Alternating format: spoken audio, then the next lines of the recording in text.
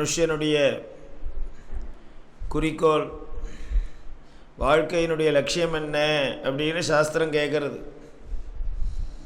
நீ வாழ்க்கை வாழ்ந்துட்டுருக்க, 100 வயசோ 80 வயசோ ஒரு மனுஷன் வாழ போகிறான், 110 வயசு. இந்த வாழ்க்கைக்குன்னு ஒரு குறிக்கோள் இருக்கணும். எந்த காரியம் பண்ணினாலும் ஒரு லட்சியத்தோடு செயல்படணும். ஒரு குறிக்கோள், எந்த லட்சியத்தை வச்சுட்டு நீ மனுஷன் வாழ்க்கையை நடத்துகிறாய் அப்படின்னு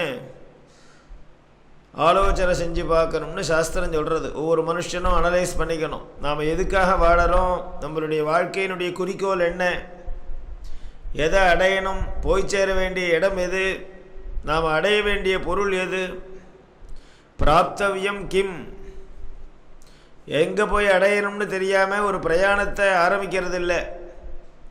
ஒரு இடத்துலேருந்து ஒரு இடத்துக்கு நாம் பிரயாணம் கிளம்பினா முதல்ல மனசில் ஒரு சங்கல்பம் இருக்கும், தீர்மானம் இருக்கும், குறிக்கோள் இருக்கும், இந்த இடத்துக்கு போய் சேரணும்னு. அப்புறம் தான் நம்ம பிரயாணம் ஆரம்பிப்போம். அதே போல் வாழ்க்கைங்கிறது ஒரு பிரயாணமாக சொல்லப்பட்டிருக்கு. ஜீவனம்ங்கிறது ஒரு யாத்திரை, ஜீவன யாத்திரை. அதனால தான் கடைசியில் செத்து போனதுக்கப்புறம் இறுதி யாத்திரைங்கிறான். வாழ்க்கைங்கிறதே ஒரு யாத்திரை, பயணம் அப்படின்னு வச்சுட்டா நீ வாழக்கூடிய வாழ்க்கையினுடைய குறிக்கோள் என்ன, எதுக்காக வாழறாய், லட்சியம் என்ன அப்படின்னு ஒவ்வொரு மனுஷனும் யோசித்து பார்க்கணும். யாராவது போய் உங்களுடைய வாழ்க்கையில் உங்களுடைய லட்சியம் என்னன்னு கேட்டால், குறிக்கோள் என்னன்னு கேட்டால், அவள் ஏதோ லௌகீகமான ஒரு பலனை லட்சியமாக சொல்லுவார்கள். சுகத்தை அடையிறது லட்சியம், நல்ல வீடு கட்டணும், வசதியாக இருக்கணுங்கிறது குறிக்கோள், இல்லை ஒரு உயர்வான பதவியை அடையணும், இல்லை ஒரு புகழை அடையணும், இல்லை இவ்வளோ ரூபாய் நாம் தனத்தை சேர்க்கணும், இல்லை இப்படிப்பட்ட ஒரு வித்தியை தெரிஞ்சுக்கணும், ஏதோ ஒரு குறிக்கோளை சொல்லுவா. இதெல்லாம் சாஸ்வதமான லட்சியம் இல்லை, தாத்காலிகமான லட்சியம். அந்த லட்சியங்கள்லாம் முடிஞ்சு போயிடும். இந்த குறிக்கோள்ங்கிறது எப்படி இருக்கணும், கடைசி வரைக்கும் அந்த குறிக்கோளுக்காக நாம் வாழக்கூடியவர்களாக இருக்கணும். வாழ்ந்துட்டே இருக்கும்போது 1 கோடி ரூபாய் சம்பாதிக்கணும், அதுக்காக நான் வாழறேன்னு சொன்னால் 50 வயசில் 1 கோடி சம்பாதிச்சுட்டானா அப்புறம் வாழ மாட்டானா? லட்சியங்கிறது கடைசி வரைக்கும் அனுவர்த்திக்கூடியதாக இருக்கணும். குறிக்கோள், சாஸ்திரம் சொல்கிறது உன்னுடைய குறிக்கோள் தீர்க்கமாக இருக்கணும், நீண்ட குறிக்கோளாக இருக்கணும். லட்சியம் தொலைதூர பார்வை, குறுகியதான லட்சியமாக இருக்கக்கூடாது, ரொம்ப தூரம் பார்க்கக்கூடியதாக இருக்கணும். அதனால லட்சியம் என்னன்னு கேட்டால் இவாளுக்கு சொல்ல தெரியல. 60 வயசு நீ வாழ்ந்திருக்க, இன்னொரு 40 வயசு வாழ போகிற, நடு பிரயாணத்தில் இருக்க, போய் ரோட்டில் நடுப்புற போகிறவன் மாதிரி இருக்கான். 60 வயசில் சட்டத்தை பூர்த்தி பண்ணிக்கிறோம். ரோட்டில் போயிட்டே இருக்கிறவனை, ஸ்கூட்டரில் போகிறவனை நிறுத்தி அப்பா எங்கே போகிறேன்னு கேட்டால் கரெக்டாக சொல்கிறான். நீ 60 வருஷமாக பிரயாணம் வந்துட்டு இருக்க, என்ன 40 வருஷம் போக போகிறேன், எங்கே போகிறேன், என்ன லட்சியம்னு கேட்டால் சொல்ல தெரியல, ஏதோ போயின்னு இருக்கு. சரீர யாத்திரை. சரீரங்கிற தேரானது இந்திரியங்கிற குதிரையை பூட்டி, மனசுங்கிற கடிவாளத்தை பிடிச்சிட்டு, புத்திங்கிற தேரோட்டி ஓட்டின்னு போகிறான். எங்கே இழுத்துன்னு போகிறானோ உள்ளே இருக்கக்கூடிய ஜீவாத்மா போயின்னு இருக்கான், எங்கே போகிறதுன்னு தெரியல. இழுத்து இந்திரியங்கள்ங்கிற குதிரை எங்கே இழுத்துன்னு போகிறதோ சரீரம் போகிறது. குதிரையை அடக்கி அந்த கடிவாளத்தை, மனசுங்கிற கடிவாளத்தை போட்டுன்னு புத்திங்கிற தேரோட்டி எங்கே இழுத்துன்னு போகிறானோ போகிறது. இந்திரியாணி ஹயான் யாஹு மனப்பிரகிரகமேவச்ச புத்திந்து சாரதிம் வித்தி ஆத்மானம் ரதினம் வித்தி சரீரம் ரதமேவச்ச. பகவான் சொல்கிறான் கீதையில், ஜீவாத்மா உள்ளே உட்காந்துன்னு போயின்னு இருக்கு, பிரயாணம் பண்ணிட்டு இருக்கு. இந்த பிரயாணம் எங்கே போகிறதுங்கிறது ஜீவாத்மாவுடைய ஜீவனுடைய கையில் இல்லைப்பா. புத்தி எதை சொல்கிறதோ அது மனசு செயல்படுத்துறது, மனசு சொன்னபடி அந்த இந்திரியங்கள் செயல்படுறது, இந்திரியங்கள் சொல்லப்படி உடம்பு இழுத்துன்னு போகிறது. இந்திரியந்தான் இவனுடைய சரீரத்தை இயக்கிறது, குதிரை தான் தேர இழுத்துன்னு போகிறது. இந்திரியங்களை அடக்கணுங்கிற குதிரையை அடக்கணும்னா தான் வண்டி நிற்கும். அதே போல் உன்னுடைய லட்சியம் என்னன்னு கேட்டால் சொல்ல தெரியல. சாஸ்திரம் சொல்லி கொடுக்கறது. லட்சியம் என்ன தெரியுமா? எதை அடையணும்னு நீ பிரயாணம் பண்ணிட்டு இருக்கியோ அந்த குறிக்கோள், சுகத்தை அடையணும், மாறாத சுகத்தை அடையணுங்கிறது தான் குறிக்கோள். தனமோ கிரகமோ யசஸோ ஒரு பதவியோ எல்லாமே சுகத்து தான் அடிப்படை. எதுக்காக பணம் கிடைக்கணும்னு இவன் குறிக்கோளை வச்சுக்கிறான். பணம் மூலமாக சுகம் கிடைக்கும். நல்ல வீடு கட்டிக்கணும்னு லட்சியம் உள்ளவன் நல்ல சொந்த வீடு கிடைக்கணும்னு எதிர்பார்க்குறான். காரணம் சுகம் கிடைக்கும், சௌக்கியமாக இருக்கலாம் வீட்டில். பதவிங்கிறது எதுக்கு? சுகத்துக்காக. சுகத்தை நோக்கி நீ ஒன்னொன்னா லாபத்தை சொல்றியே, இந்த சுகம்லாம் தாத்காலிகமான சுகம். அழிவற்றதான சுகம் இருக்கு, சாஸ்வதமான ஆனந்தம், பரபிரம்ம ஆனந்தம்னு பேர். அது தேசத்தினால மாறாது, காலத்தினால மாறாது, எந்த காலத்திலையும் குறைவற்றதான சுகம். அது அபரிச்சின்னமான சுகம். அதுக்கு ஞானஸ்வரூபமான சுகம். அந்த சுகத்தை, அந்த ஞானஸ்வரூபத்தை, பிரம்ம ஞானத்தை அடையிறது தான் மனுஷனுடைய குறிக்கோள். பகவான் நினைக்கிறான், உன்னை சிருஷ்டி பண்ணினவன்னா நீ என்ன எதுக்காக உருவாக்கப்பட்டேன்னு தீர்மானம் பண்ணணும். ஒரு பொருளை தயார் பண்ணுறவனுக்கு தெரியும் இந்த பொருளுடைய பிரயோஜனம் என்ன, எப்படி இந்த பொருளை பயன்படுத்துறதுன்னு தயார் பண்ணுறவன் தான் தீர்மானம் பண்ணுவான். ஒரு மனுஷர்களாக சிருஷ்டி பண்ணின பகவான் நினைக்கிறான், இந்த மனுஷர்கள் மூல பரபிரம்மஸ்வரூபத்தை அடையணும், ஞானஸ்வரூபியா ஞானிகளாக ஆகணும், முக்தியை அடையணும்னு நினைக்கிறான். அதுக்காக மனுஷர்களாக சிருஷ்டி பண்ணியிருக்கு. மனுஷர்கள் தனி, மிருகங்கள் தனி, பறவைகள் தனின்னு ஏன் தனித்தனியா பிரிக்கிறார்? அவருடைய வாழ்க்கையினுடைய குறிக்கோள் வேற. நீ சுகத்தை அடையணுங்கிறது, ஞானஸ்வரூபத்தை அடையணுங்கிறது மனுஷனுடைய வாழ்க்கையினுடைய குறிக்கோளா இருக்கணும். அது இல்லாம ஐகிகமான சுகத்துக்கு, தாத்காலிக சுகத்துக்கு நீ விரும்பின்னு இருந்தா உன்னை மிருகமாவே சிருஷ்டி பண்ணியிருப்பார் பகவான். மனுஷனாக சிருஷ்டிக்க வேண்டிய அவசியம் இல்லை. வருத்தப்படுறார் பகவான். மிருகங்கள் பண்ணக்கூடிய காரியத்தையே மனுஷனும் பண்ணிட்டு இருந்தா பகவான் கவனிக்கிறான், கம்பேர் பண்ணி பார்க்குறான். ஒரு எரும மாட்டையும், இந்த எரும மாட்டை வளர்க்கக்கூடிய மனுஷனையும் கம்பேர் பண்ணி பார்க்குறான். எரும மாடு என்ன பண்ணுறதோ அதே காரியத்தை தான் அந்த எஜமானனும் பண்ணுறான். வருத்தப்படுறான், அடாடா இவனையே இதே எரும மாட்டோட சேர்த்து சிருஷ்டி பண்ணியிருக்கலாமே, கொட்டிலேயே ஒன்றுத்துமையாக இருக்குமே. எரும மாடு, பசு மாடு, நாய், பூனைக்குட்டி அதெல்லாம் என்ன பண்ணுறதோ அதே மனுஷன் பண்ணினா அவன் நினைக்கிறான் இல்லையா, கம்பேர் பண்ணி பார்ப்பான் இல்லையா. அது என்ன பண்ணுறதுன்னா, அது பசிச்சா சாப்பிட்றது, இவனும் பசிச்சா சாப்பிட்றான். அதுவாது பசிச்சா யாராவது போட்டால் தான் சாப்பிட்றது, இவன் பிடுங்கி சாப்பிட்றான். அது தூக்கம் வந்தால் தூங்குறது, இவனும் தூக்கம் வந்தால் தூங்குறான். அதுவும் தன்னை விட பலசாலியை கண்டு பயப்படுறது, கம்பு கம்பு எடுத்துட்டு போனால் பயப்படுறது, இவனும் நடுங்கின்னு உட்காந்துருக்கான். அதுவும் குட்டி போடுறது, இவனும் புள்ள பத்துக்கிறான். என்ன வித்தியாசம்? ஆஹார நித்ரா பஜமை சுணஞ்ச சாமான்யமே தத் பசுபிர் நரானாம். பசுக்களுக்கும் நாலுகால் பிராணிகளுக்கும் மனிதர்களுக்கும் வேறுபாடு இல்லாமல் மனுஷன் வாழ்ந்தா இவனை மிருகமாவே நான் சிருஷ்டி பண்ணிக்கலாமே அப்படின்னு நினைக்கிறானா. விவேச்சன சக்திங்கிறது ஒன்றும் ஆறறிவுன்னு சொல்றாள். ஆறாவது அறிவு பிரித்து பார்க்கக்கூடிய தன்மைங்கிறது மனுஷனுக்கு மட்டுமே கொடுத்துருக்கு. மிருகங்கள் கிடையாது, பறவைகள் கிடையாது, புழு பூச்சிகள்லாம் கிடையாது. இது பண்ணலாம், இது பண்ணக்கூடாது, இது பார்க்கலாம், இது பார்க்கக்கூடாது, இது செய்யலாம், செய்யக்கூடாது, இங்கே போகலாம், போகக்கூடாது, இப்படி பிரித்து பார்த்து எது சரின்னு அனலைஸ் பண்ணி அதன்படி இவன் செயல்படுறது தான் மனுஷனை சிருஷ்டி பண்ணினார். மனசு போனபடி வாழ்க்கையை நடத்துறதுக்கு நீ மிருகமாகவே இருக்கலாமே, பந்தனாவே இருக்கலாம். நீ முக்தன், ஜீவன் முக்தன், நீ பந்தன் மாதிரி இருக்க. அதனால ஞானஸ்வரூபத்தை அடையிறதுக்கு இவனை பரிபக்குவம் பண்ணக்கூடியதான் சம்ஸ்காரங்கள். இந்த சம்ஸ்காரங்கள் என்ன பண்றது? இவன் மனசுல உடையதான அஜ்ஞானங்கள், அவித்யைகள், ஆவரணங்கள் எல்லாத்தையும் விலக்கி விட்டு உள்ள இருக்கக்கூடிய ஞானஸ்வரூபத்தை பிரகாசப்படுத்தி காலத்துல இவனுக்கு அறிவை உண்டாக்குறது.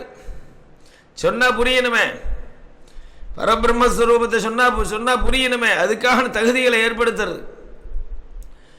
விவாகம்ங்கிறது விவாகத்திலேருந்து ஆரம்பம். ஒரு மனுஷன் நல்லவனாக உருவாகிறது எங்கேருந்து ஆரம்பம்? முதல் நாளைக்கு சொன்னோம் நம்ம.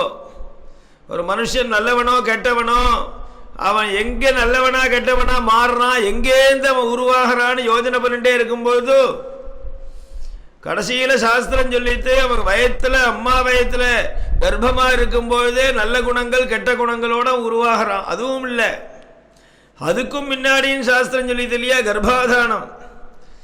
அவன் சரி புருஷன் ஸ்திரீகள் சம்பந்தம் இருக்கே கர்ப்பங்கள், அந்த அதுலேருந்தே மனுஷனுடைய அந்த நல்ல குணங்கள், சத்துவகுணம், ரஜோகுணம், தமோ குணம், கெட்ட குணம் எல்லாமே வந்துடுறது. உணர்ச்சிகள், மனசு எல்லாமே அங்கேருந்து தான் உருவாகிறதுன்னு சொன்னோம் இல்லையா. ஆனால் அதுக்கும் முன்னாடி போயிடுத்து. ஒரு மனுஷன் எங்கே உருவாகிறான்டார், இந்த ஆண் பெண்ணனுடைய சேர்க்கை சம்போகம் இருக்கே அதுக்கும் முன்னாடி விவாகத்திலேருந்து உருவாகிறது.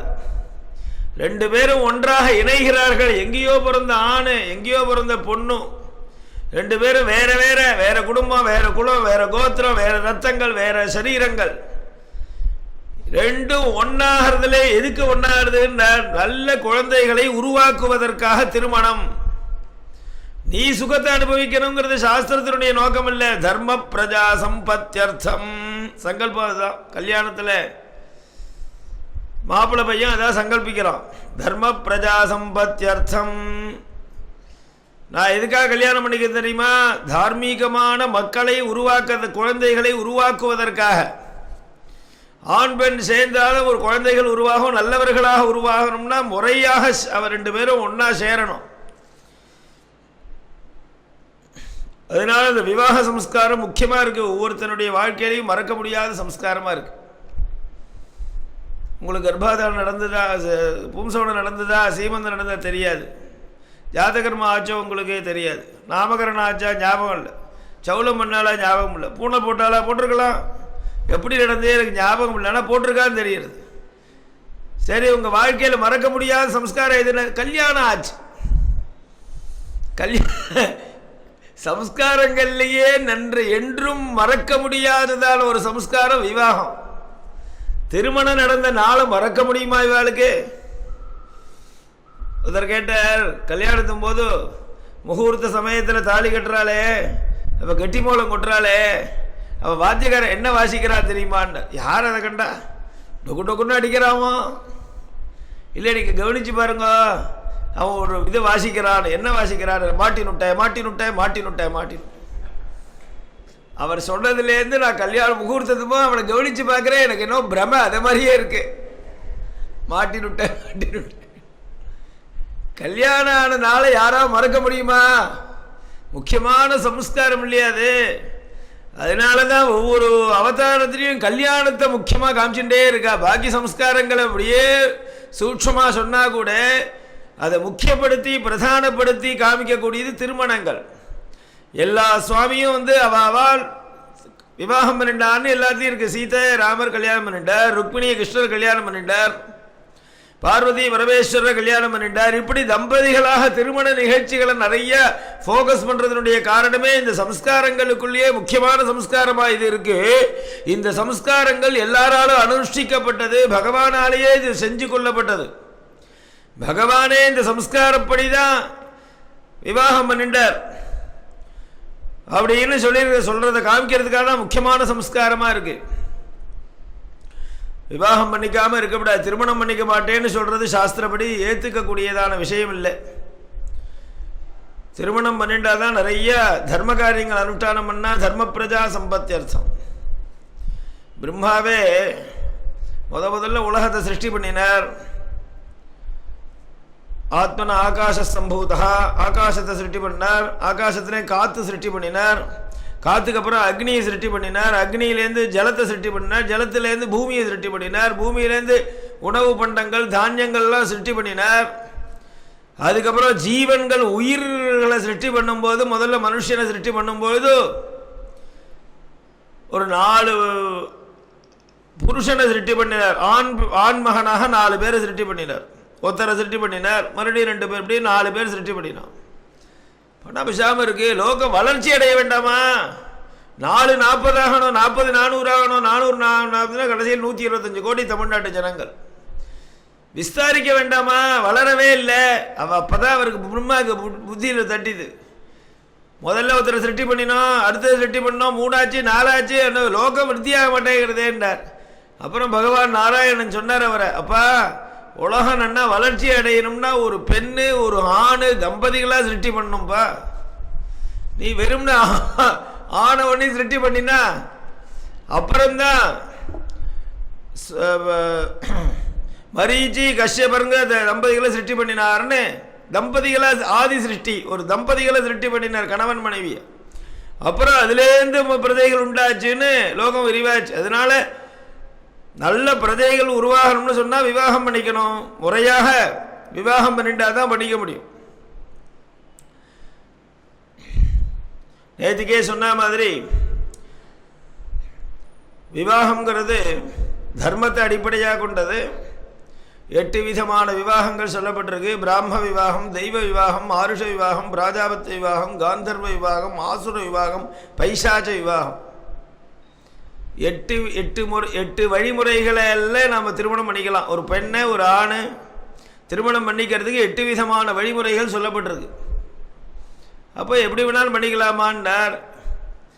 இதில் பிராம விவாகம்னு சொல்லக்கூடிய விதிமுறைப்படி நீ கல்யாணம் பண்ணிட்டேன்னு சொன்னால் உனக்கு பிறக்கக்கூடிய குழந்தை நல்லவனாகவும் சத்துவகுணம் பிரதானமாகவும் இருப்பான். பாக்கி விவாகத்தில் நான் உத்தரவாதம் கொடுக்க முடியாது. போக்கிரி பசங்களாக இருப்பான், தீவிரவாதியாக இருப்பான், அசத்துகளாக இருப்பான், மூடனாக இருப்பான். அதனால இந்த பிராம விவாகம்னு பேர். இன்றைய தினம் விவாகத்தில் நடக்கக்கூடிய நிகழ்ச்சிகளுடைய ஸ்வரூபெல்லாம் பிராம விவாகம். பிராமேன விவாகேன விதினா பிரம்மம்னு சொல்லக்கூடிய வேத மந்திரங்களுக்கு முக்கியத்துவம் கொடுத்து ஒவ்வொரு செயலும் வேறு மந்திரங்கள் சொல்லி சொல்லி நடக்கிறது. உட்கார்றது, ஏந்துக்கிறது, கையை பிடிக்கிறது, தாலி கட்டுறது, அம்மி மேலே நிற்க வைக்கிறது, ஹோமம் பண்ணுறது, பிரதட்சணம் பண்ணுறது, எல்லாத்துக்கும் மந்திரம் உண்டு. மந்திரங்களுக்கு அடிப்படையாக சொன்னதான விவாகம் பிராம விவாகம். வாக்தானஞ்ச பிரதானஞ்ச வரணம் பாணி பீடனம் சப்தபதி சேதி பஞ்சாங்க பரிகீர்த்திதா. திருமணத்தில் 5 நிகழ்ச்சிகள் முக்கியமாக சொல்லப்பட்டிருக்கு. இந்த 5 மெயின் பிரதானமான ஒரு நிகழ்ச்சி.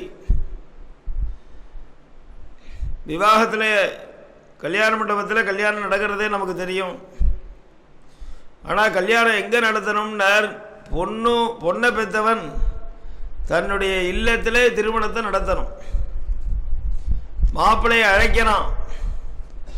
மாப்பிள்ளையை வர சொல்லி தன்னுடைய ஊரில் தன்னுடைய சொந்த இடத்துல எல்லாரையும் தங்க வச்சு விருந்து கொடுத்து தன்னுடைய பொண்ணை ஒப்படைக்கணும், கல்யாணம் பண்ணி கொடுக்கணும். அதனால தான் மாப்பிள்ளை அழைப்புன்னு கான்செப்ட் வச்சுருக்கா. மாப்பிள்ளையை அழைக்கிறது நம்ம ஊருக்கு முன்காலத்தில் அப்படி தான் நடந்தது. பொண்ணு இருக்கிற ஊரில் போய் திருமணம் பண்ணுவா. எந்த ஊரில் கல்யாணம் நடக்கிறதோ அந்த ஊர் பொண்ணுன்னு எல்லாருக்கும் தெரியும். கல்யாணம் எந்த ஊரில் நடக்கிறது, ஏதோ ஒரு ஊர், பொண்ணு அந்த ஊரை சேர்ந்தவான்னு தீர்மானிப்பா. என்ன அவ்வளவு அதனுடைய உரிமையை விட்டு கொடுக்க மாட்டா. கன்யா பிதாக்கள் எவ்வளவு குக்கிராமமாக இருந்தாலும், வசதிகளே இல்லாத கிராமமாக இருந்தாலும் அங்கே தான் கல்யாணம் நடக்கும். தன்னுடைய சொந்த ஊரில் பிறந்த ஊரில் தான் கல்யாணம் பண்ணணும். அங்கே தான் சொந்தக்காரெல்லாம் சுற்றி இருப்பா. வளர்ந்தது, பிறந்தது, படித்தது எல்லாம் பொண்ணு அந்த ஊரில். அப்போ திருமண வாழ்க்கையை அடைஞ்சு அங்கேருந்து தான் வழி அனுப்புவா புக்காத்துக்கு. அதுதான் சாஸ்திர சம்மதம் இல்லையா? இப்போ தான் சௌரியமான இடத்துல கல்யாணம் பண்ணிக்கிறா. ஏன் மெட்ராஸில் கல்யாணம் பண்ணுறேன்? பொண்ணாத்து மெட்ராஸா, பொண்ணு மெட்ராஸா, புள்ள மெட்ராஸா? 2 பேரும் மெட்ராஸ் இல்லை. பொண்ணு பாம்பே, புள்ள கல்கத்தா. பின்ன எதுக்கு சார் மெட்ராஸில் வச்சுக்கிறேன்? கேட்டரிங்கார் மெட்ராஸ் இருக்க, இல்லை வாத்தியார் அங்கே இருக்கார், சம்பந்தமே கிடையாது. நீ அந்த ஊரில் ஏன் கல்யாணம் நடத்துகிறேங்கிறதுக்கு பதில் வரணும். சொந்த கிராமத்தில் நடத்தணுமா? பொண்ணுனுடைய ஒரு ஸ்டைல், அவளுடைய காம்பீரியம், அது திருமணத்தை எப்படி நடத்தி கொடுக்குறார் அப்படிங்கிறது சந்தோஷமாக பண்ணுவாவா. வர்றவர்களை உபச்சாரம் பண்ணி அழைச்சி, பொண்ணாத்துக்காரன் முதல்ல முயற்சி பண்ணணுமா பையனாத்துக்காரன் முயற்சி பண்ணணுமாங்கிறதுக்கு நேற்றுக்கே பார்த்தோம். முதல்ல பையனை பெற்றவன் தான் கல்யாணத்துக்காக அப்படியே யோசிச்சு நல்ல குடும்பத்தில் நல்ல பரம்பரையில் பிறந்ததான அழகான பொண்ணை செலக்ட் பண்ணி பார்த்து தீர்மானம் பண்ணி 2 பேருக்கும் நல்ல நாளாக பார்த்து கல்யாணத்தை தீர்மானம் பண்ணணும். சர்வர்த்தமோ விவாஹஸ்ய சைசிரௌ மாசௌ பரிஹாப்ய உத்தமஞ்ச நைதாகம். பூணல் போடுறது, வீடு கட்டி கிரகப்பிரவேசம் பண்ணுறது போன்றதான மங்களமான நிகழ்ச்சிகள் எல்லாருமே தை மாதத்துலேருந்து ஆனி மாதம் வரைக்கும் இருக்கக்கூடிய 6 மாதம் உத்தராயணம்னு பேர். அந்த 6 மாதத்தில் பண்ணணும். தட்சிணாயனமாக இருந்தாலும் பூனை போடுறதுக்கு தை பிறக்கட்டும்னு காத்துட்டு இருப்பா. தை பிறந்தா வழி பிறக்கும். தட்சிணாயனம்னு சொல்லக்கூடிய காலத்திலே மங்கள நிகழ்ச்சிகள்லாம் பண்ண மாட்டா. காரணம் என்ன? தேவதைகளுக்கெல்லாம் ராத்திரி அது. தேவதைகளுடைய அனுகிரகம் வேணும்னா தேவதைகள் முழிச்சுட்டு இருக்கும்போது அவள் கவனித்து பார்க்கும்போது தான் பண்ணணும். அதனால தையிலேருந்து ஆணி வரைக்கும் உள்ள 6 தமிழ் மாதங்கள் இருக்கே, அதுதான் எல்லாத்துக்கும் உகந்தது மங்கள நிகழ்ச்சிகளுக்கு. அப்படின்னு வரிசையாக சொல்லிட்டு வந்ததான ரிஷி சொல்கிற சர்வர்த்தமோ விவாஹஸ்ய, திருமணம் உண்டு எல்லா மாதத்துலேயும் பண்ணலாம். ஒரு சில மாதங்களை தவிர அப்படின்னு அனுமதி கொடுத்தார். தட்சிணாயனமாக இருந்தாலும் திருமணங்கள் பண்ணுறதுக்கு அனுமதி கொடுக்குறா சாஸ்திரங்களில். சுக்லபட்சமாக பார்த்து திருமணத்தை தீர்மானம் பண்ண, வளர்ப்பிறையாக இருக்கணும். அமாவாசைக்கு அப்புறம் பஞ்சமியிலேருந்து ஆரம்பித்து பௌர்ணமிக்கு அப்புறம் வரக்கூடிய பஞ்சமி வரைக்கும் 15 நாளைக்கு வளர்ப்பிறைன்னு பேர். அமாவாசைக்கு மறுநாள் வளர்ப்பிறை ஆரம்பிக்காது. அமாவாசையிலேருந்து பௌர்ணமி வரைக்கும் வளர்ப்பிறைங்கிறது புரிஞ்சுக்கிறதுக்காக சொல்கிறார்கள். சந்திரனே இருக்க மாட்டான் அமாவாசைக்கு மறுநாள். சந்திரன் முக்கியம், மனக்காரகன் ரொம்ப முக்கியம். மனசை ஒத்துமையாக ஏற்படுத்துறது திருமணத்தில் மனக்காரகனுடைய அனுகூல்யம் சாநித்தியம் முக்கியம். அதனால அமாவாசைக்கு அப்புறம் பஞ்சமி இன்னைக்கு தான் சந்திரன் தெரிய ஆரம்பிப்பான். அன்னைக்கு தான் சுக்லபட்சமே ஆரம்பம். பௌர்ணமியோடு முடியாது. அதுக்கப்புறம் 5 நாள் வரைக்கும் சந்திரன் பிரகாசமாக இருப்பான். அப்புறம் தான் கொஞ்சம் கொஞ்சமாக மறையும். அதனால ஒரிஜினல் சுக்லபக்ஷங்கிறது அமாவாசைக்கு அப்புறம் 5 நாள்லேருந்து ஆரம்பித்து பௌர்ணமிக்கு அப்புறம் 5 நாள் வரைக்கும் உள்ள 15 நாள் வளர்ப்பிறை. இந்த வளர்ப்பிறைகளுக்குள்ளே ஒரு நாள் பார்த்து திருமணங்கள் தீர்மானம் பண்ணணும். இப்போ சொன்னார் என்னைக்கு கல்யாணம் வைக்கணும்னார். ஜோசியப்படி நிறைய அதில் விஷயங்கள் இருக்குது. இவர் வைதிகமான ரிஷி சொல்லக்கூடிய விஷயங்கள் ஒன்றி நாம் பார்த்துட்டு இருக்கோம். அவர் சொன்னார் பொண்ணு கல்யாணம் பண்ணணும்னா பொண்ணுக்கு கல்யாணம் பண்ணுறதுக்குன்னே ஒரு நட்சத்திரம் கொடுத்தார். 27 நட்சத்திரத்தில் ஒரு நட்சத்திரம் பொண்ணை கன்னிகாதானம் பண்ணி ஒருத்தர்கிட்ட ஒப்படைக்கிறதுக்கு. அந்த நட்சத்திரத்தை நீ பொண்ணை கல்யாணம் பண்ணி கொடுத்துட்டேன்னா அவளுக்கு கண்ணு கலந்துட்டு வருத்தப்படவே மாட்டா. அந்த குழந்தை ரொம்ப பிரியமாக இருப்பா. போன உடனே டக்குன்னு ஒட்டி நடுவாளாம் புக்காத்தில். எல்லார்ட்டையும் பிரியமாக இருப்பா. ஒரு 10 நாளைக்கு ஆற்றுக்கு வந்துட்டு போகணும் பிரியமாக. அப்பா அம்மா கூப்பிட்டா கூட நான் வரமாட்டேன் அப்படின்னு சொல்லுவாளாம். அவ்வளவு பிரியமாக இருப்பாளாம் புக்காத்தில். அதே போல் பையனுக்கு கல்யாணம் பண்ணணும்னா அதுக்கும் ஒரே ஒரு நட்சத்திரம் கொடுத்தார்.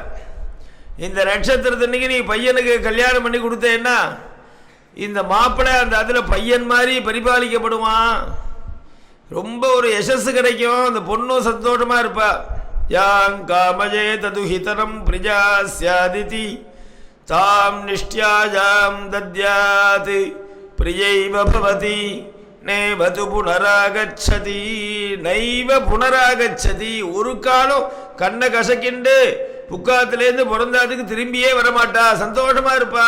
நைவது புனராகச்சதி துஹிதரம் பிரியா ஸ்யாதிதி. துஹிதான பெண்ணு.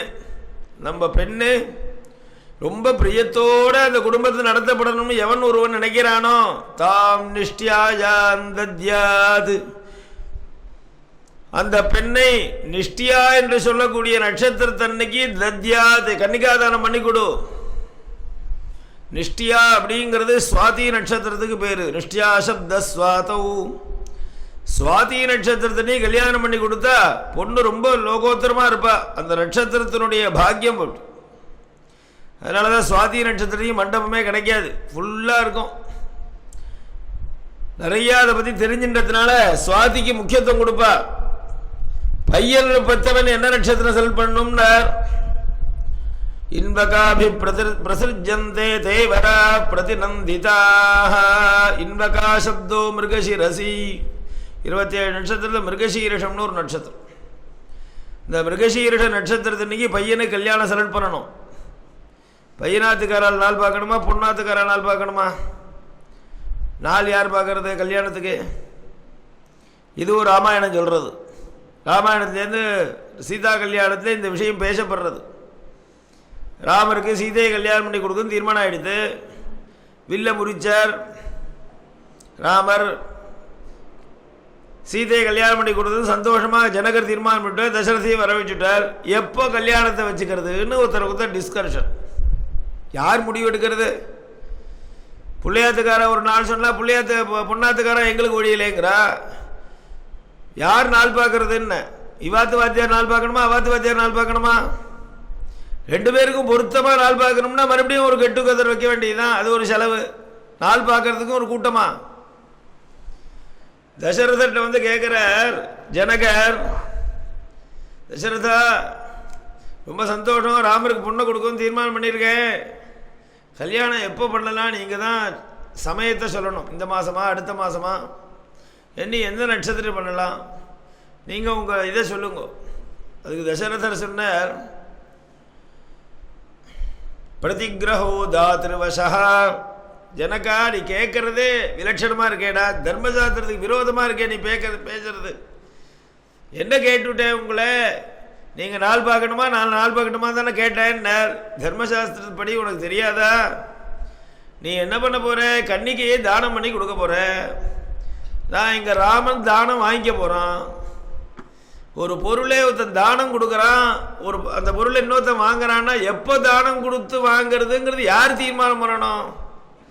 வாங்கிக்கிறவன் தீர்மானம் பண்ணுமா, கொடுக்குறவன் தீர்மானம் பண்ணுமாடா? எப்போ கொடுக்கறதுங்கிறது கொடுக்குறவனுடைய இஷ்டம். அப்படி அந்த ஒழிச்சுன்னு பிரதிகிரகம் வாங்கிக்கணும் இல்லையா? பிரதிகிரகோ தாத்ருவசா. அதனால கன்னிகாதானம் பண்ணக்கூடிய நீ தான் நாள் பார்க்கணும். நீ என்னைக்கு முகூர்த்தம் வைக்கிறியோ, நான் ராமனை அழிச்சுன்னு போய் பாணிகிரகணம் பண்ணி அழிச்சுன்னு போகிறேன் குழந்தைய, மாட்டு பொண்ணேன். இதுதான் சாஸ்திரமா. பொன்னாத்துக்காரருடைய சாய்ஸா நாள் பார்த்து செலக்ட் பண்ணுறது. இவா அதில் மூக்கு நுழைக்கவே கூடாது, மச்சினை வரணும், அவளுக்கு பிரசவட்டையும் வந்தவா வரட்டும், நாலு இதுதான் ஃபிக்ஸு. சுவாதி நட்சத்திரம் தீர்மானம் பண்ணியாச்சு, நீங்கள் பொண்ணை கல்யாணம் பண்ணி கொடுக்குற அழிச்சுன்னு போக வேண்டியது. அதனால அப்படி தீர்மானம் பண்ணணுங்கிறது ராமாயணத்துலேருந்து தெரிகிறது. நாள் செலக்ட் பண்ணி நல்ல நாளாக பார்த்து மாப்பிள்ளைய ஜானவாசம் பண்ணி வர வச்சு பொண்ணு பார்க்குறத பற்றி நேத்தியே சொன்னோம். அதுக்கப்புறம் நிச்சயதார்த்தம்னு ஒன்று பண்ணுறா. அதுக்கு சம்ஸ்கிருதத்தில் வாங் நிச்சயம்னு பேர். வாக்கால் தீர்மானம் பண்ணக்கூடிய நிகழ்ச்சி வாங் நிச்சயம். வாக்குனால தான் தீர்மானம் பண்ணணும். வெத்தலை பாக்கு மாற்றிக்கிறது, பழத்தை கொடுக்கறது, வெத்தலை கொடுக்கறது. நீ வெத்தலை கொடு, நான் பழத்தை கொடுக்குறேன். நீ எழுதி கொடு, நீ சைன் போட்டு கொடு. இதெல்லாம் சாஸ்திரம் சொல்லலை, வாங் நிச்சயம்னு பேரு. நான் என்னுடைய குழந்தையை உனக்கு கல்யாணம் பண்ணி தரேன்னு சபையில் சொல்கிறா பாருங்க, அதுதான் நிச்சயதார்த்தம். இதுக்கு வாங் நிச்சயம்ங்கிறதுலேருந்து விவாகம் ஆரம்பமாகிடுறது. நிச்சயதார்த்தம்னு ஒன்று பண்ணி கல்யாணத்துக்கு முன்னாடி ஒரு நாளைக்கு வாங் நிச்சயம் பண்ணுறதை பற்றி சாஸ்திரம் தப்புன்னு சொல்கிறது. 2 தடவை பண்ணுவாளா யாராவது நிச்சயதார்த்தத்தை? தேவையில்லாத பழக்கங்கள்லாம் வந்திருக்கு, அனாவசியமான செலவுகள். ₹1,00,000 இருது நிச்சயதார்த்தத்துக்கு. நிச்சயதார்த்தம்னு 2 மாதம் முன்னாடி ஒன்று பண்ணி 4 மாதத்துக்கு அப்புறம் கல்யாணம் பண்ணுறதுங்கிறது சாஸ்திர விருத்தம். சாஸ்திரங்கள் நிச்சயதார்த்தத்தை ஒரு தடவை தான் பண்ண சொல்லியிருக்கு. கல்யாணம் நடக்கிற நாளன்னைக்கு நாளைக்கு சாயங்காலம் பண்ணக்கூடியது தான் நிச்சயதார்த்தம். அன்னைக்கு தான் வாங் நிச்சயம்னு பேர். அன்னைக்கு தான் ட்ரெஸ்ஸு வாங்கி கொடுத்து வெத்தலை பாக்க மாற்றிக்கிறது. முன்னாடி நீ வேணும்னாக்க இந்த நிகழ்ச்சி நடத்தாமல் ஒருத்தருக்கு எல்லாரையும் மீட் பண்ணி ஆத்துக்கு வர சொல்லி எல்லாருக்கும் டிஃபன் காபி கொடுத்து பேசிக்கலாமே தவிர வாங் நிச்சயம்னு நீ வைதிகமான கர்மாவா பண்ணுறதுங்கிறது சரியில்லை. அதனால வாக்தானஞ்ச பிரதானஞ்ச வரணம் பாணி பீடனம் சப்தபதி சேதி பஞ்சாங்க பரிகீர்த்திதா. வாக்தானம். கல்யாண மண்டபத்துக்கு நாளை காலத்தால் மாப்பிள்ளையாத்துக்காரா பொண்ணாத்துக்காரா 2 பேரும் போய் சேர்றா. அன்னைக்கு பூரா நிகழ்ச்சிகள் நடக்கிறது, கார்த்தால விரதங்கள்லாம் நடக்கிறது, சாயங்காலம் ஜானவாசம் நிச்சயதார்த்தம் நடக்கிறது, மறுநாளை கார்த்தால நிகழ்ச்சிகள் முகூர்த்தம் நடக்கிறது, கல்யாணம். அதுக்கு ராத்திரிலாம் முடிச்சுன்னு அதுக்கும் மறுநாளைக்கு 3ஆம் நாள் கார்த்தால ஏதோ கட்டிச்சாத்து கூட வச்சு கிளப்பி விட்றா. 2.5 நாளைக்கு கல்யாணம். இதில் இந்த கல்யாணம்ங்கிற மெயின் ஐட்டம் எப்போ ஆரம்பமாகுதுன்னு நம்ம தெரிஞ்சுக்கணும். எது கல்யாணத்தில் சேர்த்தி எது பகிரங்கமாக இருக்குது, கல்யாணத்துக்கு வெளிப்பட்ட நிகழ்ச்சின்னு தெரிஞ்சுக்கணும். விவாகத்துக்கு திருமணத்துக்கு நாளை கார்த்தால விரதம் ஜாதகாதியெல்லாம் உட்காந்து வச்சு பண்ணுறாலே அதுக்கும் கல்யாணத்துக்கும் சம்பந்தமே இல்லை. இது அவரவர்களுடைய வீட்டில் செய்து கொள்ள வேண்டிய காரியம். பையனை பெற்றவன் தன்னுடைய ஆத்திலேயே உட்காந்து வச்சு விரதங்கள்லாம் 1 வாரம் முன்னாடியே பண்ணிக்கணும். பொண்ணை பெற்றவனும் அவள் ஆத்திலேயே விட்டு போன ஜாதகர்மா நாமகரணம் அன்னப்பிராசனங்கள்லாம் ஆத்திலேயே பண்ணி முடிச்சிடணும்.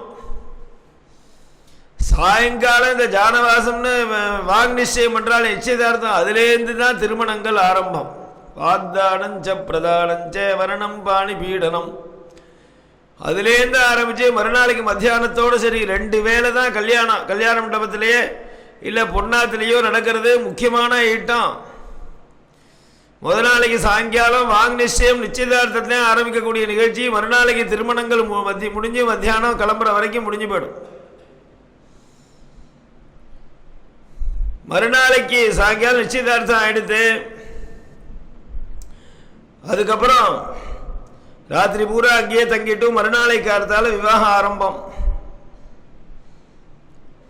மறுநாளை கார்த்தால எப்போ ஆரம்பம் திருமணம்னார், காசி யாத்திரை ஆகி ஊஞ்சல்லாம் ஆகி திரும்பி மேடையில் வந்து உட்கார்ந்ததுலேருந்து திருமண நிகழ்ச்சி ஆரம்பிக்கிறார். ராதினா சம்பாஷ்ய யதார்த்தம் கச்சதி. மகரிஷி சொன்னார், நீ திருமணம் இல்லாமல் வாழ்க்கையை நடத்தலாம், ஆனால் தடி பிரம்மச்சாரியா இருக்கக்கூடாது. திருமணம் இல்லாமல் வாழ்க்கையை நடத்தணும்னு சொன்னால் பிரம்மச்சாரியா இருந்து துறவரம் வாங்கினோம், சன்னியாசியா போயிடணும். அதனால உனக்கு சேர்ந்தவர்களிடம் நீ கலந்து ஆலோசனை பண்ணு.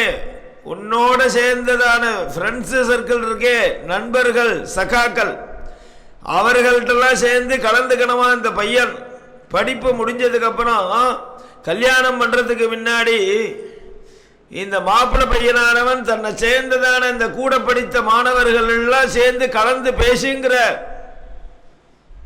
என்ன பேசிக்கணும்னா, நான் மேலே கல்யாணம் பண்ணிக்கலாமா, எனக்கு ரைட்ஸ் இருக்கா, தகுதி இருக்கா, குடும்ப வாழ்க்கையை நான் சரியா நடத்துவேனா, பக்குவம் இருக்கா அப்படின்னு கலந்து பேசி அவர்களுடைய ஆலோசனை பேரில் நீ என்ன முடிவு எடுக்கிறையோ அதன்படி செயல்படுத்து. 2 ரூட்டு பிரியறது, ஒன்று கல்யாணம் பண்ணிக்கலாம், இல்லை சன்னியாசம் வாங்கிக்கலாம். பண்ணிக்காமே இருந்துட்டு பரிபக்குவம் வந்தவன சன்னியாசம் வாங்கிக்கலாம். ராத்தினா சம்பாஷ்ய யதார்த்தம் கச்சதி. அதுக்கப்புறம் அவர்கள்லாம் கல்யாணம் பண்ணிக்கோன்னு சொன்னதுக்கப்புறம் மறுநாளை கார்த்தால காசி யாத்திரைன்னு ஒன்று நடத்துகிறா இல்லையா, காசிக்கு போகிறான் பையன். சரி போயிட்டு வான்னு அனுப்பி விட்டா என்ன பண்ணுறது, ஜாக்கிரதையாக கூட கூட்டின்னு வரா. அவன் எல்லாம் அப்போ தான் முதல்ல எல்லா பொருளையும் யூஸ் பண்ணுறான். கல்யாணம் ஆனவன்லாம் என்னென்னலாம் பயன்படுத்தணுமோ, பிரம்மச்சாரியாக இருக்கும்போது எதெல்லாம் பயன்படுத்தக்கூடாதோ அத்தனை பொருளையும் அவன் யூஸ் பண்ணுறான். இது வரைக்கும் வேஷ்டியை ஒரு மாதிரி கட்டின்னு இருந்தான் தட்டிச்சித்தா, இப்போ தான் பஞ்சகச்சமாக கட்டிக்க ஆரம்பிக்கிறான். கல்யாணம் ஆனவர்கள் எல்லாம் பஞ்சகச்சமாக வேஷ்டி கட்டிக்கணும். கல்யாணம் ஆகாதவர்கள் சாதாரணமாக வேஷ்டி கட்டிக்கணும். அந்த உடையை பார்த்த உடனே இவன் எப்படிப்பட்டவன்னு தெரிஞ்சுக்கக்கூடிய ஒரு அடையாளத்தை ஹிந்து மதம் ஏற்படுத்தியது. இவனை பார்த்த உடனே இவன் யாரு, இவன் என்ன சூழ்நிலையில் இருக்கான்னு புரிஞ்சுக்கிற மாதிரி ஒரு அடையாளத்தை இந்து மதம் நமக்கு கொடுத்தது. தட்டிச்சித்து கட்டின்னு இருந்தா இவன் வந்து என்ன கல்யாணம் ஆகாதவன் பிரம்மச்சாரின்னு தெரிஞ்சுக்கலாம். பஞ்சாயத்தம் கட்டின்னு இருந்தா இவன் குடும்பி இல்லற வாழ்க்கை நடத்தக்கூடியவன். காவி வேஷ்டி கட்டின்னு தண்டக மண்டல் ஓட இருந்தா இவன் துறவி. இவனுடைய அடையாளமே காட்டி குடிக்கும். இந்த அம்மா காலில் வெட்டி போட்டு இருந்தா கல்யாணம் ஆனவள் இல்லையா, 2ஆவது தலையை பிரித்து வகுடு எடுத்து வாரிட்டு இருந்தா சீமந்த ஆனவள், குழந்தை பெற்றவள். எத்தனை அடையாளங்கள் இருக்கு இந்து மதத்தில். அவளை பார்த்த உடனே அவளுடைய சூழ்நிலை புரியணும். அப்படி உயர்வான மதம். பஞ்சகச்சம்ங்கிறது ரொம்ப ஒரு ஆரோக்கியமான ஒரு விஷயங்கள். 5 இடத்துல சொருக வேண்டியதான தன்மை இருக்கு. 5 இடத்துல சொருகணும். கச்சம்னா சொருகிறது, அதனால பஞ்சகச்சம். அது கட்டி பார்த்தா தான் தெரியும். பஞ்சகச்சம் கட்டிக்கிறான் கல்யாணம் ஆனதனுடைய அடையாளமாக, ஆக போகிற அடையாளமாக. பிரம்மச்சாரியா இருக்கும்போது 1 பூணல் போட்டுமா, கல்யாணம் ஆனால் 2 பூணல். காசி யாத்திரை போது 2 பூணல் போட்டுக்கிறான். பிரம்மச்சாரியா இருக்கும்போது செருப்பு போட்டுக்கப்படாது, பாதரட்சை யூஸ் பண்ணக்கூடாது.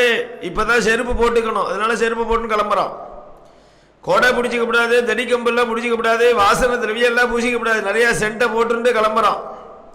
புஷ்ப மாலை போட்டுக்கப்படாது, கழுத்தில் நிறையா புஷ்ப மாலையை போட்டுன்னு கிளம்புறான். இத்தனையும் பிரம்மச்சாரியா இருக்கும்போது எதெல்லாம் இவன் அவாய்ட் பண்ணானோ மறுபடியும் யூஸ் பண்ண ஆரம்பிக்கிறதுக்காக அத்தனை பொருளையும் இவனுக்கு அலங்காரம் பண்ணி காசி யாத்திரையை கிளப்பி விடுறான்.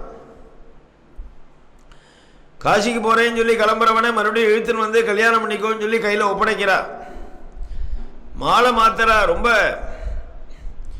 மனசே மாலை மாத்துறதுனால நம்ம போட்டு இருந்த மாலையே இன்னொருத்தருக்கு நம்ம கட்டி போட்டா நம்ம மனசும் அவ மனசும் ஒன்றுன்னு அர்த்தம். மனசனுடைய ஒரு ஐக்கியமத்தியம்ங்கிறது புஷ்பங்கள் மூலமா வரும். புஷ்பங்கள் என்ன பண்ணும், மனசினுடைய ஒரு அம்சத்தை, மனசினுடைய ஒரு தன்மையை, சக்தியை எடுத்துண்டு அவனுடைய சரீரத்துக்கு போய் பட்ட உடனே அவன் மனசுக்கு பாஸ் பண்ணும். இந்த சக்தி புஷ்பங்களுக்கு இருக்கு. சுமனசுன்னு பேரு புஷ்பங்களுக்கு. நல்ல மனசுன்னே புஷ்பங்களுக்கு பேர் வச்சிருக்கா. அதனால இந்த மாலையை மாத்திராங்கும் போது இவளுடைய மனசு அவர்கிட்ட போறது, அவளுடைய மனசு இப்படி வருது.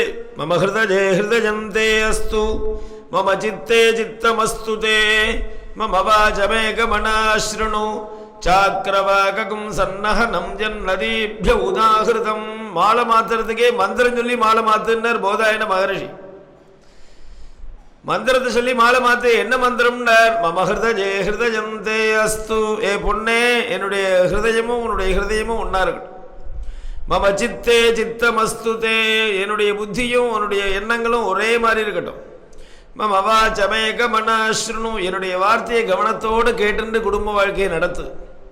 சாக்கிரவாகம் சன்னஹனம் என் நதீப்ய உதாகிருதம். இப்படி சொல்லி மாலை மாத்துறதுனால மனசு ஐகமத்தியம் கிடைக்கிறது.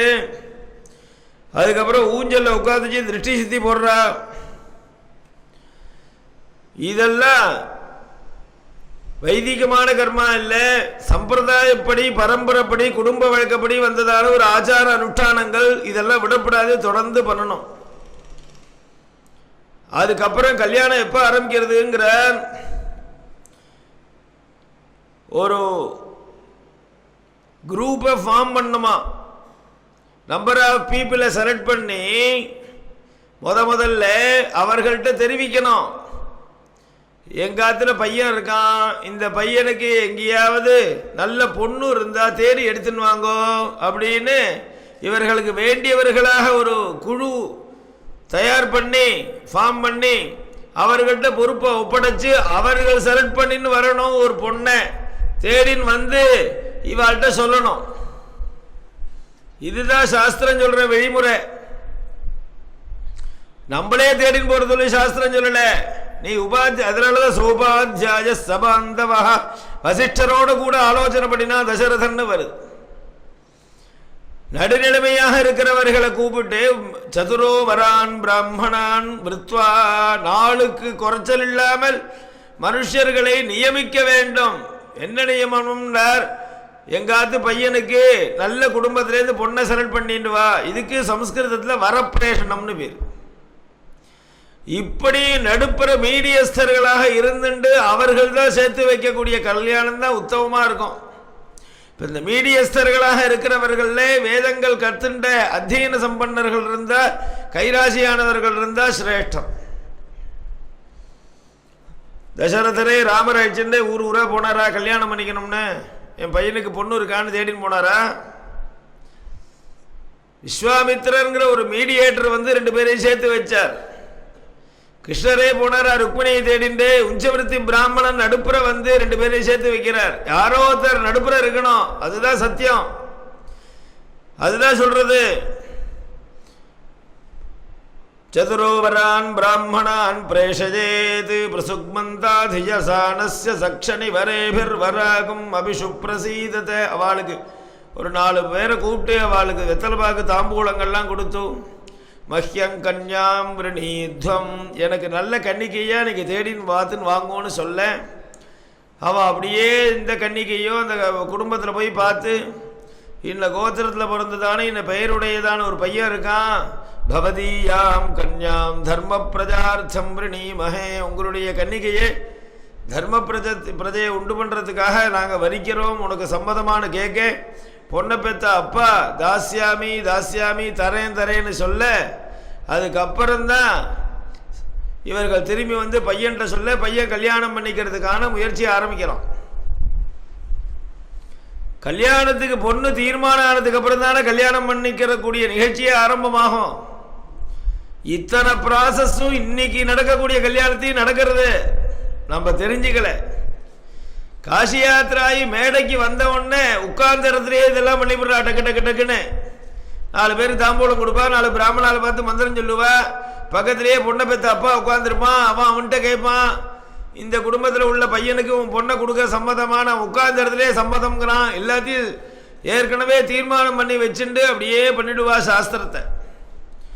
இதுக்கு பேரு வரப்பிரேஷனம்னு பேரு. இது ரொம்ப முக்கியம். வாக்தானஞ்ச பிரதானஞ்ச வரணம் பாணி பீடனம். கன்னியாதானம்ங்கிறது ரொம்ப முக்கியமான ஐட்டம். விவாகத்தில் முதல் முக்கியம் 5 விதமான பிரதான கர்மாக்கள் இருக்கு. கல்யாணத்தில் வாக்தானம்ங்கிறது முதல் பிரதான கர்மா. 2வது பிரதான கர்மா கன்னிகா பிரதானம், கன்னிகையை தானம் பண்றது. ரொம்ப உத்தமமான ஒரு கர்மா அது. பொண்ணை பெற்ற அப்பா அம்மா, பையனை பெற்ற அப்பா அம்மா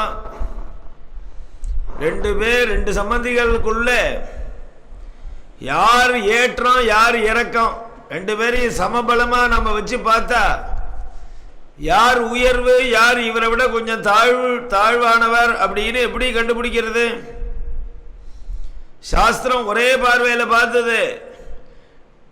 பணத்திலேயோ பதவியிலேயோ வசதிகள்லையோ குணத்திலேயோ ஏற்றத்தாழ்வை பற்றி சாஸ்திரம் சொல்லலை. சாஸ்திரம் சொல்றது பெண்ணை பெற்ற அப்பா அம்மா தான் பாக்கியசாலி, அவன் தான் ஏற்றம்னு. காரணம் என்ன? ஒரு கன்னிகையை பெற்று தானம் பண்ணக்கூடிய பாக்கியத்தை அடைஞ்சிருக்கான். அவன் அடையலையே. ஒரு தானம் பண்ணி ஸ்ரேயஸ நன்மையை அடையக்கூடிய ஒரு சூழ்நிலையும் தகுதியும் பொறுப்பும் அவனுக்கு தானே கிடைச்சிருக்கு. அதனால கன்னியாதானத்தினுடைய பெருமைகளை அனலைஸ் பண்ணி பார்த்தா கன்னியாதானம் பண்ணி கொடுக்கிறவனுக்கு கிடைச்சதான பாக்கியம் வேற யாருக்கும் லோகத்தில் கிடைக்காது. அவ்வளவு பலன் அதுக்கு. ஒரு கன்னிகையை பெற்று வளர்த்து ஆளாக்கி சந்தோஷமாக உருவாக்கி சர்வாபரண பூஷிதையாக அவளை இன்னொருத்தட்ட ஒப்படைச்சாக்க தானம் பண்றோம். தசானாம் பூர்வேஷாம் தசானாம் பரேஷாம் ஆத்மனஸ்சே ஏகவிம்சதி குல உத்தாரணத்வாரா நித்யே நிரதிசஜே ஆனந்த சாஸ்வத பிரம்மலோகாவாத்தியர்த்தம். எப்படி சங்கல்பம்? எதுக்காக கன்னியாதானம் பண்றேன்? முன்னோர்கள்லாம் கரையேறோம். நான் கன்னிகையை கல்யாணம் பண்ணி கொடுத்தா தசானாம் பூர்வேஷா அப்பா அவப்பா அவப்பா 10 தலைமுறை கரையேறணும். சந்தோஷப்படுறா வாழலாம். நம்ம குடும்பத்தில் பிறந்த ஒரு பொண்ணும் நல்ல இடத்துல வாக்கப்பட்டு சந்ததி உற்பத்தி ஆக போறது அப்படின்னு சந்தோஷப்படுறா. இனிமே உண்டாகக்கூடிய இன்னொரு 10 தலைமுறையும் சந்தோஷப்படுறது. இவனும் கரையிடுவான். ஆத்ம நஷ்ட ஏகவிம்சதி குல உத்தாரணத்வாரா. இவனுக்கு பிரம்மலோகம் சாஸ்வதம்டா. கன்னிகாதாரம் பண்ணி கொடுக்குற இந்த பொண்ணை பெற்ற தகப்பனார் இருக்கானே அவனுக்கு சாஸ்வதமான ஆனந்தம். வேற எதுவுமே அவசியம் இல்லை. குழந்தைக்கும் க்ஷேமம். நல்ல இடத்துல பார்த்து கன்னிகையை ஒப்பட அவசரப்படாத. குடுகுடுன்னு கல்யாணம் பண்ணும் பொண்ணை தள்ளி விடணும்னு நினைக்காத. நல்ல இடமா ஒரு தடவைக்கு 10 தடவை பாரு. பார்த்து கன்னிகாதானம் பண்ணணும். ஏதோ யாருக்கோ ஒப்படைக்கணும்னு சொல்லிட்டு அவசரப்பட்டு பண்ணிடாதப்பா. பரீட்சை கன்யாதேய, நன்றாக பரீட்சை பண்ணி தான் கன்னிகையை கொடுக்கணும். மற்ற தானங்கள் எல்லாம் யாருக்கு கொடுக்கிறோங்கிறத பரீட்சை பண்ண வேண்டிய அவசியம் இல்லை. வாங்கிக்கிறவனை பரீட்சை பண்ணக்கூடாது. யார் வாங்கிக்கிறா இந்த தானத்தை, அவனுக்கு யோக்கியதை இருக்கா, தகுதி இருக்கா, ஓரளவு பாரு. ரொம்ப அனலைஸ் பண்ணி பார்த்தேன்னா ஒத்துமை கிடைக்க மாட்டான். எல்லாத்தையும் தோஷம் தெரியும். ஆனால் கன்னிகையை தானம் பண்ணி கொடுக்கும் போது வாங்கிக்கக்கூடியதான மாப்பிள்ளையே ஒரு தடவைக்கு 100 தடவையா பரீட்சை பண்ணு. நன்றாக அனலைஸ் பண்ணி வாழ்நாள் வரைக்கும் இவளை சௌக்கியமா வச்சுப்பானா, தர்மப்படி நடப்பானா. தர்மம் தான் முக்கியம். தர்மம் புண்ணியம். தர்ம நம்பிக்கையோடு இருக்கானா, புண்ணியமான குடும்பமா பார்த்து ஒப்பட. அதுக்கு அப்படி செலக்ட் பண்ணதுக்கு அப்புறம் அவங்ககிட்ட கொடுக்கறான். தானம்ங்கிற சப்தத்தினாலே நமக்கு ஒரு பிரம வரும். ஒரு பொருளை தானம் கொடுத்தா ஸ்வஸ்வத்வ நிவர்த்தி பூர்வகம் பரஸ்வத்வ அபாதானம் தானம். ஒரு வேஷ்டியை தானம் கொடுக்குறோம், இல்லை ஒரு சொர்ண தங்கத்தை தானம் கொடுக்குறோம், இல்லை பொருள் திரவியத்தை தானம் கொடுக்குறோம். என்ன அர்த்தம்? தங்கிட்டேந்து தனக்கு சொந்தமான அந்த பொருள் நம்மிடம் இருந்து விலகுகிறது. ஸ்வஸ்வத்வ நிவர்த்தி. ஸ்வத்வம் அப்படிங்கிற சம்ஸ்கிருத பதம் தான் தமிழில் சொத்துன்னு வந்துருக்கு. ஸ்வத்வம் ஸ்வஸ்வத்வ நிவர்த்தி. தன்னுடைய சொந்தமான சொத்தானது நம்மகிட்டேருந்து விலகுகிறது தானத்தில். அந்த அம்சத்தோட இன்னொரு அம்சமும் இருக்கு, பரஸ்வத்வ அபாதானம். மற்றவர்களுடைய சொத்து நம்மிடம் வந்து சேர்றது. ஒரு அம்சம் நம்ம கண்ணுக்கு தெரியும், இன்னொரு அம்சம் கண்ணுக்கு தெரியாது. சொஸ்வத்த நிவர்த்தி தான் தெரியறது. 500 ரூபா தானம் பண்ணா 500 ரூபா நம்மகிட்ட இருந்து விலகிறது தெரியறது. யாருக்கு தானம் கொடுக்குறோமோ அவங்ககிட்ட இருந்து ஒன்று கண்ணுக்கு தெரியாம நமக்கு பாஸ் ஆகுறது, அது தெரியாது.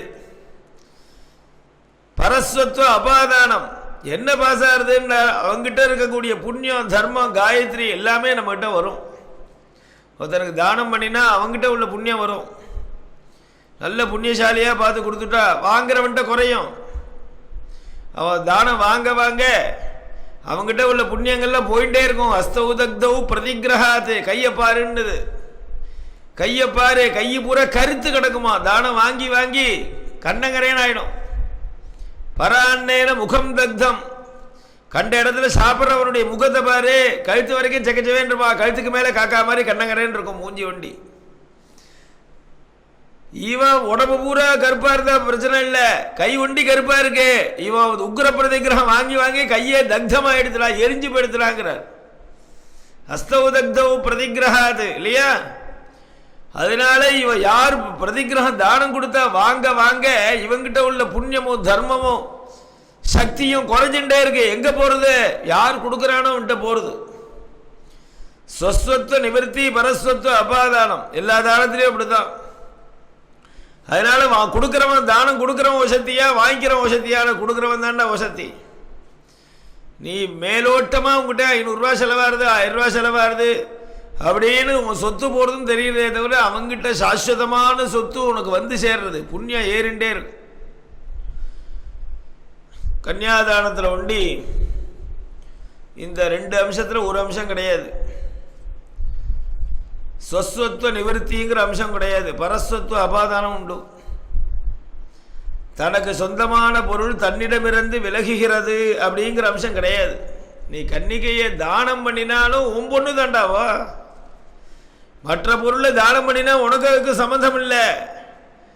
நீ தானம் பண்ணினாலும் உன் பொண்ணு தான், அப்பா அம்மா நீ தான். உனக்கு அவனுக்கு சம்பந்தம் விட்டு போயிடுதுங்கிறது கிடையாது. மகாதானம்னு பேர். இது ஸ்வஸ்வத்துவ நிவர்த்தி கிடையாது. இதுல சொத்துவத்தை நிவர்த்தி பண்ண முடியாது. இவன்ட்டு யார் துண்டிக்கிறது? உறவை யாரா துண்டிக்க முடியுமா? ரத்த சம்பந்தத்தை துண்டிக்க முடியவே முடியாது. அதனால நீ தானம் பண்ணி கொடுத்ததுனால ஏதோ பொறுத்தையார் சேர்ந்தவன்கிறது உண்டே தவிர அவனுக்கும் சம்பந்தப்பட்டவன் ஆறுதே தவிர உங்ககிட்ட விலகுதல்ங்கிறது கிடையவே கிடையாது. ஜென்மாபுரா நீ செத்து போனாலும் உன் பொண்ணுதான் அவ. நீ செத்தே போயிட்ட, உன் பிள்ளையெல்லாம் கர்மா பண்ணல, நாளைக்கு அவசராத்தம் பண்ணுவான்டா அப்பான்னு சொல்லி பண்றதுக்கு ரைட்ஸ் உண்டு. பொண்ணு தான். கன்யா தானம் பண்ணினா கூட மகாதானத்தில் சேர்ந்தது. கோதானம் கன்யாதானங்கள்லாம் மகாதானம்னு பேரு. உயர்வான தானங்கள், சாதாரண தானம் இல்லை. அதனாலதான் பொதுவா தானம் வாங்கிக்கும் போது ஒருத்தருக்கு தானம் கொடுக்கணும்னா என்ன பண்ணுவோம்? யாரை கொடுக்குறோம், யார் தானம் வாங்கிக்கிறாளோ அவளை செலக்ட் பண்ணதுக்கு அப்புறம் இன்னாருக்கு தானம் கொடுக்க போறோம். அவளை மரியாதையோட ஆத்து கூப்பிட்டு வரவழைச்சு நல்ல ஒரு ஆசனம் போட்டு உட்காத்தி வச்சு அவளுக்கு சந்தனம் குங்குமம்லாம் கொடுத்து நாம் பவ்யமாக ஒரு தாம்பாளத்தை தானம் கொடுக்கக்கூடிய வஸ்திரமோ ஸ்வர்ணமோ தட்சிணையோ ஏதோ வச்சுண்டு மனைவியோடு கூட நின்றுண்டு குனிஞ்சு 2 கையாலையும் அவர்கிட்ட கொடுத்து நமஸ்காரம் பண்ணும் இல்லையா? இதுதான் தானத்தினுடைய ஸ்வரூபம். கொடுக்கிறவன் நிற்கிறான், வாங்கிக்கிறவன் உட்கார்ந்துருக்கான். வாங்கிக்கிறவனுடைய மேன்மையை காமிக்கிறதுக்காக வாங்கிக்கிறவனை உட்காந்து வச்சு அவனை கௌரவிச்சு நின்றுட்டு கொடுத்து நமஸ்காரம் பண்ணணும். ஆனா கன்னியாதானத்தில் கொடுக்கிறவன் உட்கார்ந்துருக்கான். அதுதான் மகாதானத்தினுடைய சிறப்பு. அந்த அக்னி, கல்யாணம் பொத்தினுடைய அக்னி இருக்கே, அதுக்கு வடவண்ட சேரை போட்டு கம்பீரமா உட்கார்ந்துட்டு கன்னிகையை பெத்தவன், பொண்ணை பெத்தவன் மடியில பொண்ணை உட்காந்து வச்சுட்டு மாப்பிள்ளைய வேணும்னா இங்க எங்கிட்ட வாங்குறான். மாப்பிள்ளை அக்னி குண்டத்துக்கு பக்கத்துல உட்காந்துருக்கான். நான் இங்க உட்காந்துருக்கேன், பொண்ணை கொடுக்க சித்தமா இருக்கேன், நீ வேணும்னா எழுத்தா மாதிரி வாங்குறோம். கல்யாண மண்டபத்தில் சேருக்கா பஞ்சம், எழுத்தா மாதிரி மாப்பிள்ளைய சேரை போட்டு உட்காந்து வைக்க கூடாதோ? நோ, நின்றுட்டு தான் இருக்கணும். நீ நான் உட்கார்ந்துட்டு தான் இருப்பேன். நான் கொடுக்கிறேன், நீ வாங்கிக்கிற. யார் வசதி? கொடுக்கிறவன் தான் வசதி. கன்யாம் கனகசம்பன்னாம் கனகாபரணைர்யுதாம் தாஸ்யாமி விஷ்ணவே துப்யம் பிரம்மலோக ஜிகீஷயா கனக சம்பன்னாம். அதனாலதான் சீதா கல்யாணத்தில் சொன்னார், சீதா கல்யாணத்தில் சீதையை அலங்காரம் பண்ணி அழிச்சின்னு வரும்பொழுது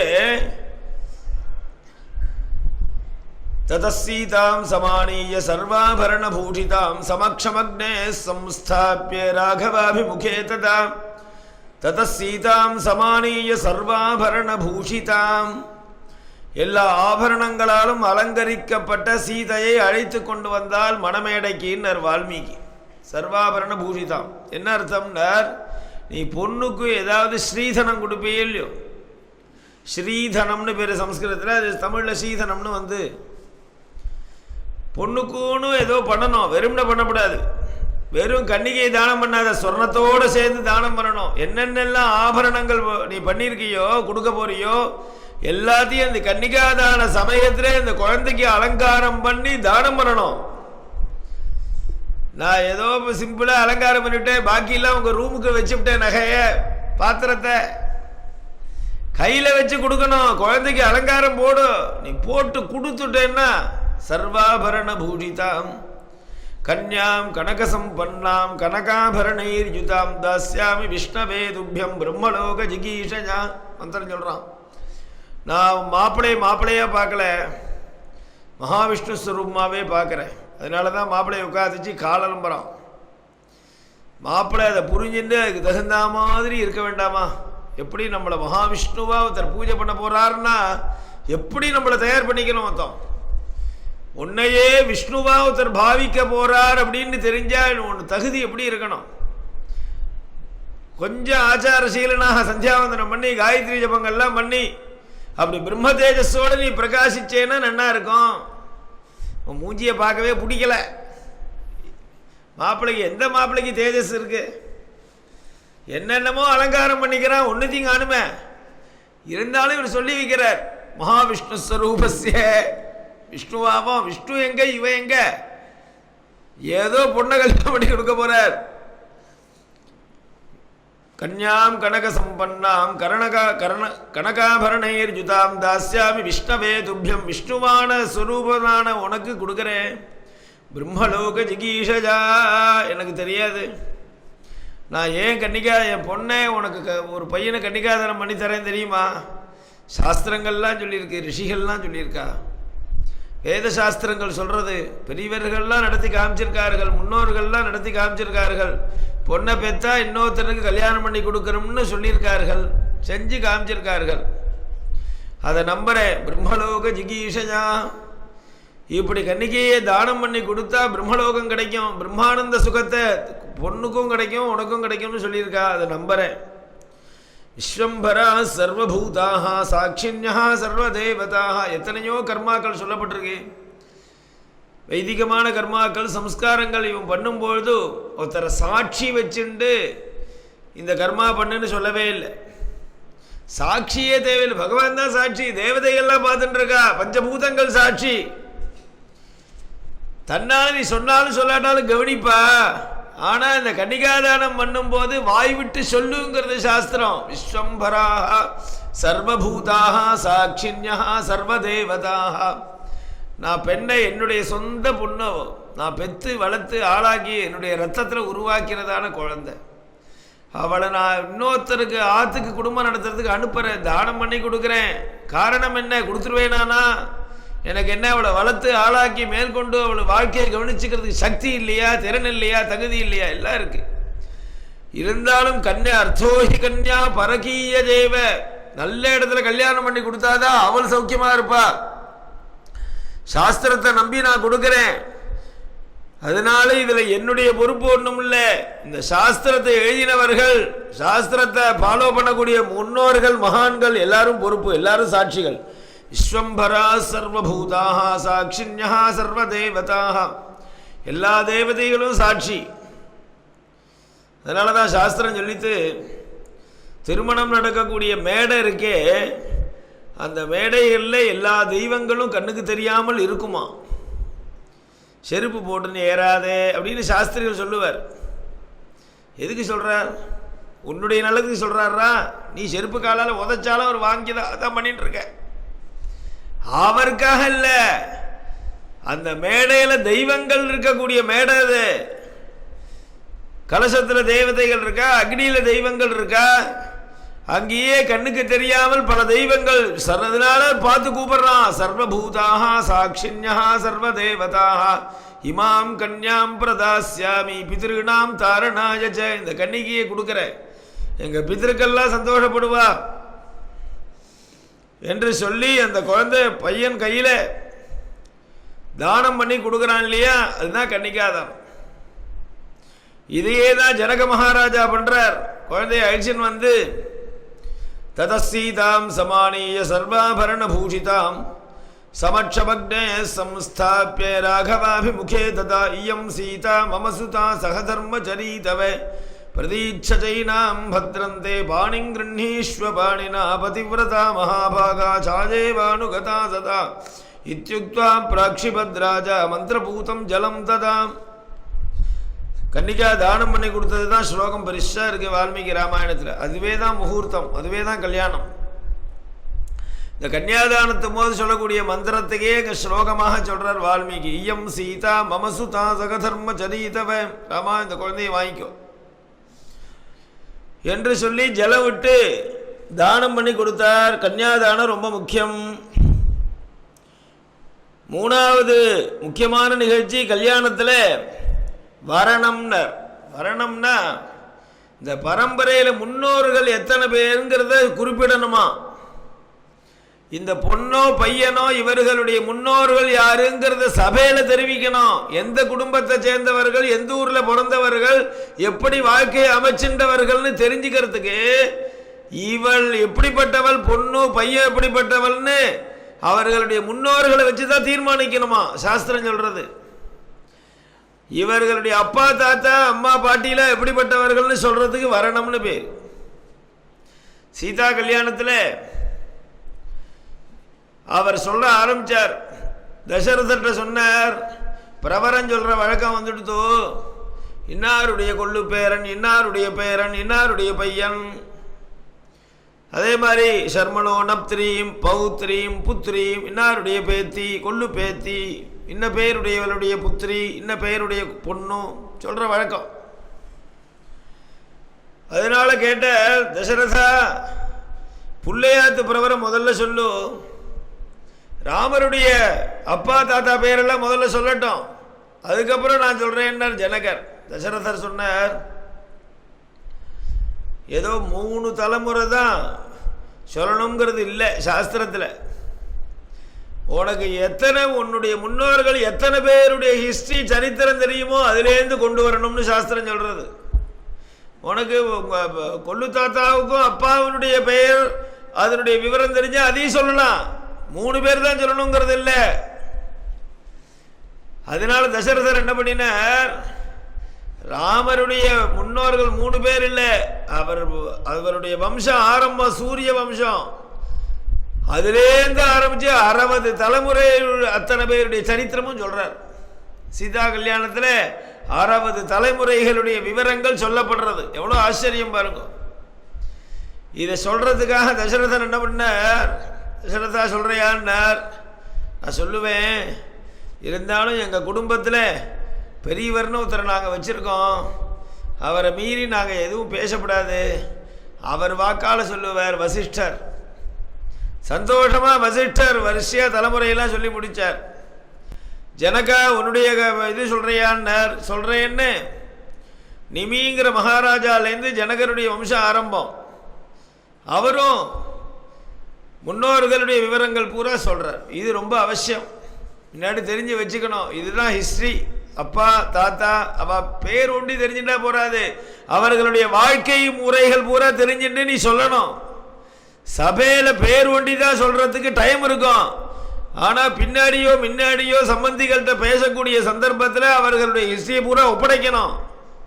அவர் எப்படி வாழ்ந்தார்கள், தர்மப்படி வாழ்ந்தார்களா, என்னென்ன தர்ம காரியங்கள் பண்ணியிருக்கார்கள், என்ன லோக சேவை பண்ணினார்கள், என்ன சமூகத்துக்கு சேவை பண்ணியிருக்கா, எப்படி அவர்களுடைய வாழ்க்கை முறைகள் அமைஞ்சது எல்லாத்தையும் சொல்லணும். அதை வச்சு தான் இந்த பொண்ணையோ பையனோ அவ கௌரவிப்பா. மாப்பிள்ளை பொண்ணையோ மாப்பிள்ளையோ அவ கௌரவிச்சு நெருங்கி பழகிறதுங்கிறது அவளை அடிப்படையில். அதனால சொல்லுன்னு சொன்னார். வரணுங்கிறது ரொம்ப முக்கியம். என்ன கோத்திரம், என்ன பேரு எல்லாமே தெரிஞ்சுக்க வேண்டாமா?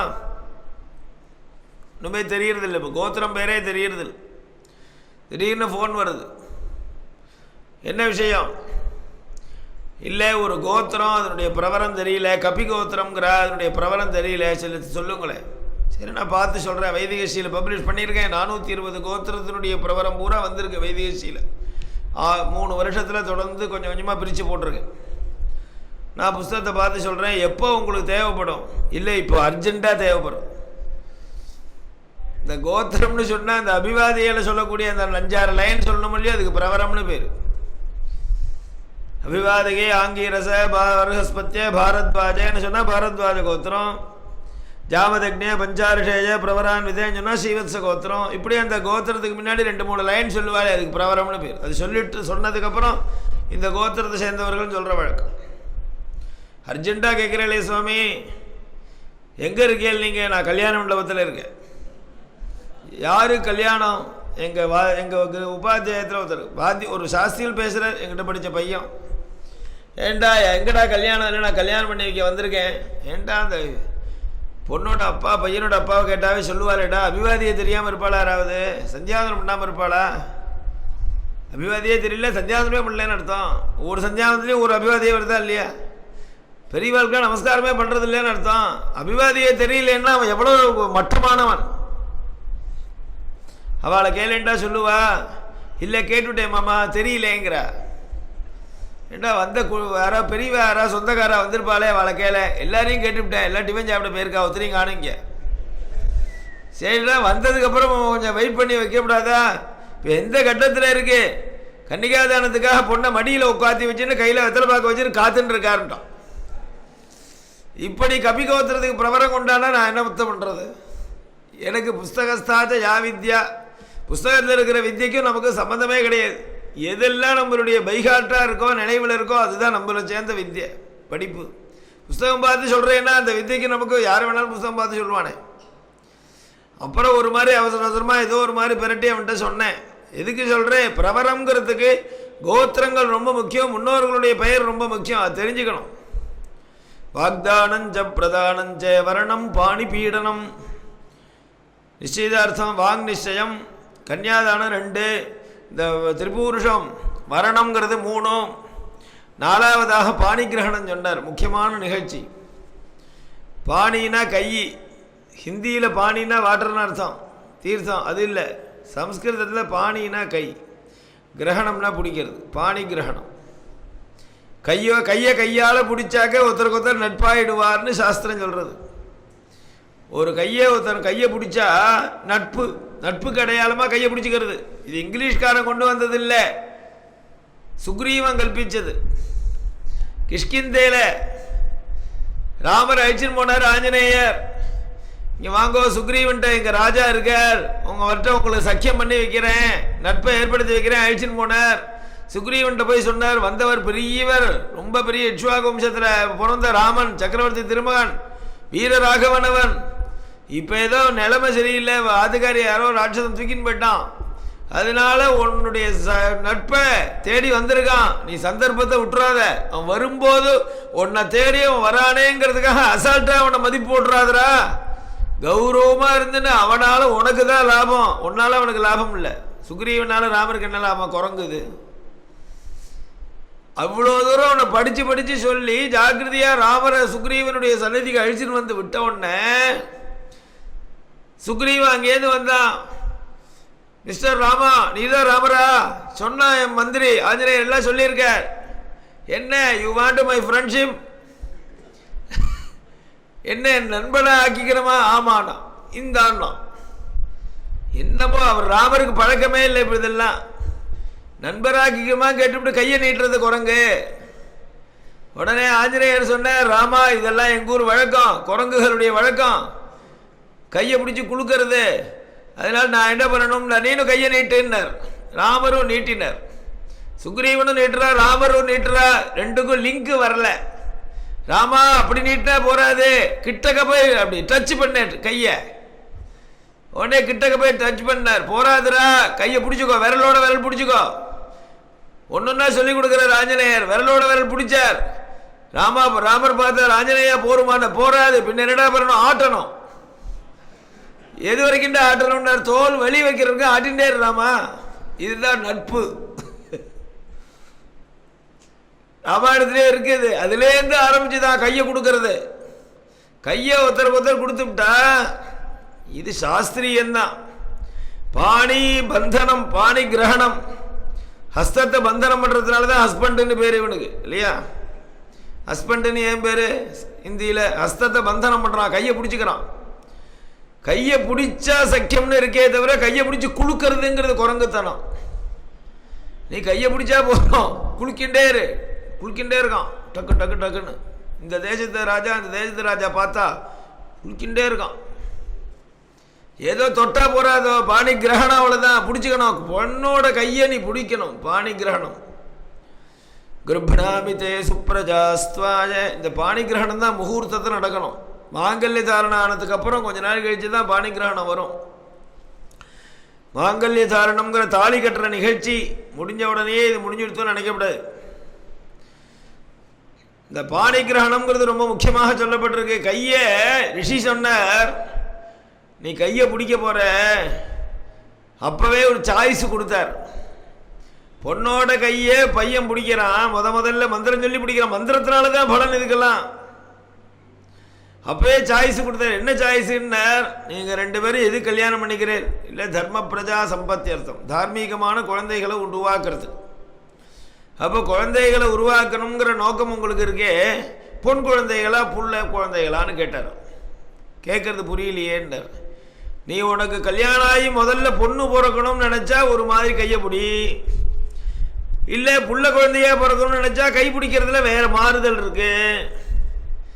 என்ன எதிகாமஜேத ஸ்ரீரேவ ஜனஜேஜமிதி அங்குளீரேவ கிருண்ணீயாத் எதிகாமஜேத புகும்சதேவ ஜனஜேஜமிதி அங்குஷ்டமேவ சோபீவாங்குஷ்டமபீவ லோமானி கிருண்ணாதி கிருப்ணாமிதே சுப்ரஜாஸ்துவாயேதி ஸ்ரீரேவ ஜனஜேஜமிதி. பெண்ணு நிறைய பொன் குழந்தைகள் பிறக்கணும் சில பேருக்கு ஆசையாக இருக்கும். பொன் குழந்தைகள் பிறந்தா ஏற்றமாக இருக்கும் அந்த குடும்பம். ஒரு குடும்பத்தில் பொண்ணே இல்லைன்னா என்னமோ மாதிரி இருக்கும். ஒரு பொண்ணு இருக்கணும், கலகலன்னு பேசுகிறதுக்கு, விளையாடுறதுக்கு, சண்டை போடுறதுக்கு, விஷமம் பண்ணுறதுக்கு. ஒரு பொன் குழந்தை இருந்தால் தான் குடும்பம் நன்னா லட்சுமி கடாட்சமாக இருக்கும். அதனால நிறைய பொண்ணு பிறக்கணும்னு நினைக்கிறார். அப்போ என்ன பண்ணணும்னா ஸ்திரீரேவ ஜனஜேஜமிதி. அந்த ஒருத்தர் கையை பிடிக்கும்போது கையில் உள்ள 5 விரலையும் சேர்த்து பிடிக்காமல் கட்ட விரலை தவிர இந்த 4 விரலை மட்டும் பிடிக்கணுமா. இந்த 4 விரலுக்கு அங்குலின்னு பேர் ஸ்திரீலிங்கம், இந்த கட்ட விரலுக்கு அங்குஷ்டம்னு பேர் புல்லிங்கம். இல்லை புள்ள குழந்தையே எனக்கு பிறக்கணும், சொத்துக்கு வாரிசு வேணும்னு நினச்சாக்க, சொத்துக்கு வாரிசு புள்ள என்ன ஒன்றுக்கும் பிரயோஜனம் இல்லை. பொண்ணு தான் பிரியமாக இருப்பா. கல்யாணம் பண்ணி கொடுத்தா கூட அவளுக்கு தான் அப்பா அம்மாட்ட பிரியம் ஜாஸ்தியாக இருக்கும். இந்த புள்ள கூடவே இருந்து குடி படிச்சுன்னு இருப்பான். சாஸ்திரம் சொல்கிறது உத்தரம் கோச்சுக்காய். எதிகாமஜேத ஸ்திரீரேவ ஜனஜேஜமிதி அங்குலீரேவ கிருண்ணீயாத் புகும்சஜேவ ஜனஜேஜமிதி அங்குஷ்டமேவ. புள்ள ஒண்டி பிறக்கணும்னா கட்டவரில் ஒண்டி பிடி. இப்போ அங்கே போய் மாப்பிள்ளைக்கும் பொண்ணுக்கும் இப்போ கேட்டுட்டா இருந்தால் என்ன பண்ணுவா? அதனால ரிஷி சொன்னார், எது உனக்கு தீர்மானம் இல்லையோ, இப்படி ஒரு சாய்ஸ் இருக்குன்னே உனக்கு தெரியலையோ, 5 விரலையும் சேர்த்து பிடிச்சிடும். சோபீவாங்குஷ்டமபீவ லோமானி கிருண்ணாதி கிருப்ணாமிதே சுப்ரஜாஸ்துவாயேதி. நிறைய கல்யாணம் ஆகி நிறைய குழந்தைகள் தசாஸ்யாம் புத்திராநாதகி 10-15 குழந்தைகள் பிறக்கணும்னு இருக்குது. நிறைய குழந்தைகள் உருவாகணும், நல்ல குழந்தைகளாக தர்மிஷ்டர்களாக உருவாகணும். ஜாதகத்தை எடுத்துன்னு வந்தார். பொண்ணு பையனை கல்யாணம் ஆச்சு, ரொம்ப நாள் ஆச்சு மாமா, குழந்தை சந்ததி பாக்கியமே இல்லையே. அப்படியா? 2 பேர் ஜாதகம் கொண்டு வந்திருக்கேலாம். பார்த்தா சந்தானஸ்தானம்லாம் நன்னா இருக்குது. ஒன்றுமே புரியல. என்னம்மாம்மா எல்லாம் சரியாக தானே இருக்குது, அது பண்ணுறேலாம் இது பண்ணுறேலாம் எல்லாம் பண்ணிட்டு இருக்கேம்மா, ஒரு குறைச்சலும் இல்லை. பின்ன ஏன் பிறக்கலை? அதே நானும் தான் கேட்குறேன். ஒன்றுமே புரியல. அப்புறம் இன்னொரு நாளைக்கு வாங்கோன்ட்டேன், டைம் சரியில்லை. அப்புறம் மறுபடியும் வந்தார், மறுபடியும் பார்த்தேன், மறுபடியும் அதே. ஒன்றுமே தோஷமே இல்லை, என்னன்னே புரியல. அப்புறம் தான் யாரோ சொன்னா என்கிட்ட. அப்புறம் அவர்கிட்ட கேட்டேன், 2 பேரும் எந்த ஊரில் இருக்கா? 2 பேருமே அமெரிக்காவில் தான் இருக்கா. விட்டுவிட்டேனா?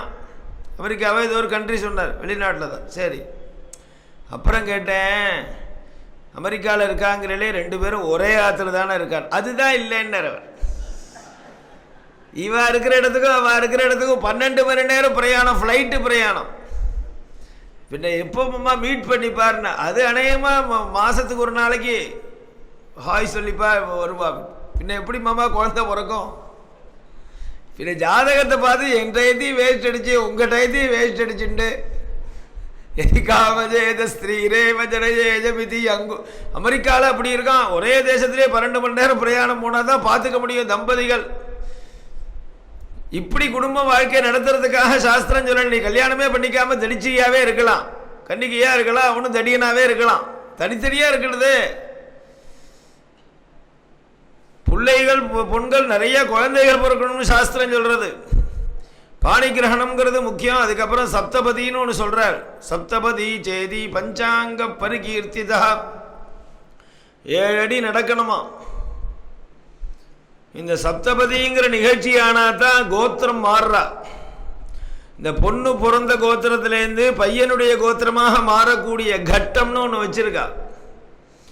விவாகம் 3 மணி நேரம் 4 மணி நேரம் விவாக நிகழ்ச்சி வைதிக நிகழ்ச்சி நடந்தால் கூட எந்த க்ஷணத்திலே கோத்திரம் மாறுறா அப்படிங்கிறத டிக்ளேர் பண்ணும்போது கல்யாணம் தாலி கட்டிட்டா கோத்திரம் மாற மாட்டா, கன்னிகாதானா மாற மாட்டா, மரணம் பண்ணினா மாற மாட்டா, பாணிகிரகணம் ஆனா கூட மாறாது. பாணிகிரகணம் ஆனதுக்கு அப்புறம் அந்த அக்னிக்கு வடவண்ட கருங்கல்ல ஒட்டி இருக்கக்கூடிய இடத்துல 7 அடி நடக்கிறா பாருங்க. அந்த கட்டம் வந்தாதான், சப்தபதி வந்தாதான் ஒருத்தருக்கு மாறுவாளாம். ஏகம் விஷய விஷ்ணுஸ்வான் வேது துவே ஊர்ஜே. அது என்ன சார் சப்தபதி? அழகா அஷ்டபதின்னு வைக்கப்படாதா? பஜனையில் வச்சிருக்கா அஷ்டபதி. 8 அடி நடக்கப்படாதா? இல்லை ஷட்பதி 6 வச்சுக்கப்படாதா? அது நவபதி நிறைய இருக்கு. எண்ணிக்கை தானே. ஷட்டுன்னா 6, சப்தானா 7, பதினா அடி. அடி அடின்னா இந்த பிரகரம் அடி இல்லை, இந்த காலடின்னு சொல்கிறாளே அந்த அடி, ஸ்டெப்பு. 7 அடி நடக்கிறான் சப்தபதி. ஒவ்வொன்றுக்கும் ஒரு பலன் இருக்கான். இந்த பொண்ணை கல்யாணம் பண்ணிட்டு தன்னாத்தில் அழிச்சுன்னு போகிறது தான் சப்தபதி. 7 அடி கூட நடந்து போகிறான். ஏகம் விஷய விஷ்ணுஸ்வான் வேது. பகவான் மகாவிஷ்ணு நம்ம கூட பின்தொடர்ந்து வரட்டும். முதலடி வைக்கிறதுனால நிறைய அன்ன சமிருத்திகள் இருக்கட்டும். துவே ஊர்ஜே விஷ்ணுஸ்வான் வேது. 2வது அடி நடந்து நீ எங்க அத்தை நோக்கி நீ நடந்து வர, இந்த பொண்ணை பார்த்து பையன் தள்ளுறோம். 2வது அடி வச்சு நீ வரதுனாலே எங்க ஆத்துல சாப்பிடக்கூடிய சாப்பாடு உணவு பண்டங்கள் எல்லாரும் நல்ல ரசத்தோடு இருக்கணும், புஷ்டியை கொடுக்கறதா இருக்கணும்.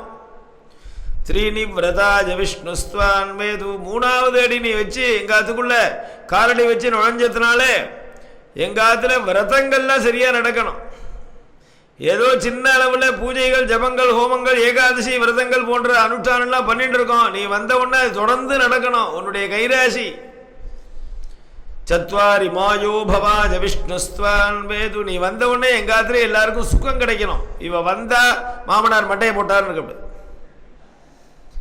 மாயோ பவாய. நீ வந்த உடனே எல்லாருக்கும் மயகா சுகம் கிடைக்கணும். எல்லாருக்கும் ஒரு சௌக்கியம். அப்பாடா கல்யாணம் ஆகி மாட்டு பொண்ணு ஆத்துக்கு வந்தா சௌக்கியமா இருக்கும்னு தோணும். மாயோ பவாஜ விஷ்ணுஸ்வா. உடம்பு சரிடாத மாமியார் மொக்கொண்டு கொட்டாவளி மாதிரி எழுந்து உட்காந்துன்னு உன்னை திட்டணும். மாயோ பவாஜ விஷ்ணுஸ்வா. பஞ்ச பசுபியோ விஷ்ணுஸ்வான் வேது. 5வது அடி வச்சு நீ உள்ள வரதுனால எங்க ஆத்துல இருக்கக்கூடிய 4 கால் பிராணிகள், நாய்க்குட்டி பூனைக்குட்டி கோழி சேவல்னு என்னென்னலாம் இருக்கு, எலிக்குட்டி மீன் கூட வளர்க்குறா. அதுக்கெல்லாம் நல்லது கிடைக்கணும். மனுஷன் வண்டி வாழ்ந்தா போறாது, பிராணிகளுக்கெல்லாம் சுகம் கிடைக்கணும். பஞ்ச பசுபியோ விஷ்ணுஸ்வான் வேது. ஷட்ருதுபியோ விஷ்ணுஸ்வான் வேது. 6வது அடி நீ வச்சு எங்க ஆத்துக்குள்ள வந்தது பானை பிடிச்சவள் பாக்கியசாலி. நீ வரக்கூடிய முகூர்த்தம் எங்க ஆத்துல நிறைய பழங்களும் புஷ்பங்களும் இருக்கணும். ரித்துனா 2 மாசம் உடையதான காலத்துக்கு ரித்துன்னு பேர். சித்திர வைகாசி வசந்த ரித்து, ஆணி ஆடி கிரீஷ்ம ரித்து, ஆவணி புரட்டாசி மாசத்துக்கு வருஷ ரித்து, ஐப்பசி கார்த்திகை சரத் ரித்து, மார்கழி தை ஹேமந்த ரித்து, மாசி பங்குனி சிசிர ரித்து. இப்படி 2 மாசத்துக்கு காலத்துக்கு ஒரு ரித்துன்னு பேர். பகவானுடைய சிருஷ்டியில பல விதமான விசித்திரத்தை இது ஒரு விசித்திரம். ஒரு புஷ்பம், ஒரு பழம், ஒரு ரித்துக்கு. ஒரு அந்த 2 மாதம் குறிப்பிட்ட 2 மாதத்துல தான் அந்த பூவும் அந்த பழமும் இருக்கும், கிடைக்கும். அதுக்கு முன்னாடி ரித்துவிலையும் அந்த பழம் கிடைக்காது, பின்னாடி ரித்துவிலும் கிடைக்காது. நாகப்பழம்னா அந்த 2 மாதம்தான், கொய்யாப்பழம்னா அந்த 2 மாதம்தான், மாம்பழம்னா சீசன் அது 2 மாதம் சீசனுங்கிறோம் பாருங்க. அதுதான் ஒவ்வொரு ரித்துக்கும் ஒவ்வொரு பழங்கள் புஷ்பங்கள்னு பகவானுடைய சிருஷ்டி இருக்கு. நீ 6வது அடி வச்சு எங்காத்துக்கு வரதுனால 6 ரித்துக்கள்லையும் உடையதான 12 மாதம் பூக்கக்கூடிய புஷ்பங்களும் பழங்களும் எங்கள் ஆத்துல எப்போதும் சமிருத்தியாக இருக்கணும். நான் ஜென்மா பூரா நாகப்பழமே சாப்பிட்டதில்லை. இழந்த பழம்னா என்ன அப்படிலாம் கேட்கக்கூடாது.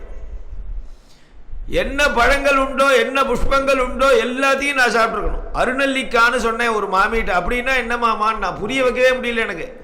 நெல்லிக்காயா நெல்லிக்காயா நெல்லிக்காய், அது இந்த நெல்லிக்காய் இல்லை, அது அருநெல்லிக்கான்னு பேர். நீங்கள் அதை கொஞ்சம் ஃபோட்டோ எடுத்து வைதிகஸ்ரீயில் போடுங்களேன், ரொம்ப முக்கியம். இன்னும் ஆயுர்வேதத்தில் நான் இன்னும் அருநெல்லிக்காய் ஃபோட்டோ போட்டு நான் இன்னும் வைதிகஸ்ரீ கொடுக்கணும். என்ன பழங்கள் உலகத்தில் சிருஷ்டியாகிறதோ எல்லாத்தையும் அனுபவிச்சிருக்கணும், சாப்பிட்டாலும் அது ஒரு புண்ணியம் இருக்கணும். அதுக்காக நிஷித்தமான பழங்கள்லாம் நீ சாப்பிடணும் அவசியம் இல்லை. என்னென்னமோ புதுசாக பழங்கள்லாம் கொடுக்குறா, அதெல்லாம் சாப்பிடக்கூடாது. எது இயற்கையாக நம்ம நாட்டில் உருவாகிறதோ அந்த பழங்கள் புஷ்பங்கள்லாம் அனுபவிக்கணும்னு பிரார்த்தனை 6வது அடினால் ஷட்ருதுப்யோ விஷ்ணுஸ்வான் வேது சப்த சப்தப்யோ ஹோத்ராபியோ விஷ்ணுஸ்வான் வேது 7வது அடி வைக்கிறதுனால 7 ஹோதாக்கள் வச்சு செய்யக்கூடிய பெரிய பெரிய யஜ்யங்கள்லாம் நான் அனுஷ்டானம் பண்ணணும், நிறைய தர்ம காரியங்கள் பண்ணணும். இது 7 அடி வச்சு முடிச்சானோ இல்லையோ அடுத்த வார்த்தை சொல்கிறான், குழந்தை நீனும் நானும் நண்பர் ஆயிட்டோம், முடிஞ்சாச்சு. சகா சப்தபதா பவ 7 அடி வச்சு நடந்ததுனால சாஸ்திரம் சொல்றது சாப்தபதம் மைத்திரம். ஒருத்தனுக்கு ஒருவன் நண்பனாக ஆகணும்னா 7 அடி அவனோட கூட நடந்து போனா நண்பனா. நீ டிக்ளேர் பண்ண வேண்டாம், சாஸ்திரம் டிக்ளேர் பண்ணிடும். சேர்ந்து நடந்து இல்லையா மினிமம் 7 அடி நடக்கணும். அப்புறம் எத்தனை தூரம் வேணாலும் நடக்கலாம், பாத யாத்திரை போயிட்டே இருக்கலாம், பழனி திருப்பதி சபரிமலை. 7 அடி நடந்து அழிச்சுன்னு வரா. அதுக்காக சகா சப்தபதா பவ 7 அடி நடந்ததுனால நீ சகாவாயிட்ட, நண்பனாயிட்ட. சகாஜ சப்தப சக்கியந்தே கமேயம், 2 பேரும் சக்கியத்தை அடைஞ்சிட்டோம். சக்கியாத்தே மாயோடம், இந்த இப்படி ஏற்பட்டதான நட்புலேருந்து யாரும் நம்மளை பிரிக்க முடியாது. சக்கியான் மே மாயோஷ்டா சமஜாவ சங்கல்பாவகை, 2 பேரும் ஒன்றாக வாழ்க்கையை நடத்துவோம். சேர்ந்து 2 பேரோடு சேர்ந்து சங்கல்பம் பண்ணுவோம். சங்கல்பம்னா மனசுல உருவாகக்கூடிய எண்ணங்கள், 2 பேருடைய எண்ணம் ஒன்னா இருக்கட்டும்.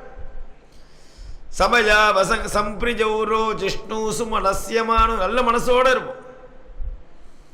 சாத்வமசி அமூகம் அமூகமஸ்மி சாத்வம் தியௌரஹம் பிருத்திவீத்வம். 2 பேரும் சேர்ந்து இருக்கணுங்கிறதுக்கு உதாரணம் கொடுக்குறான். நீ ஆகாசமா இருக்கே, நான் பூமியா இருக்கேன்.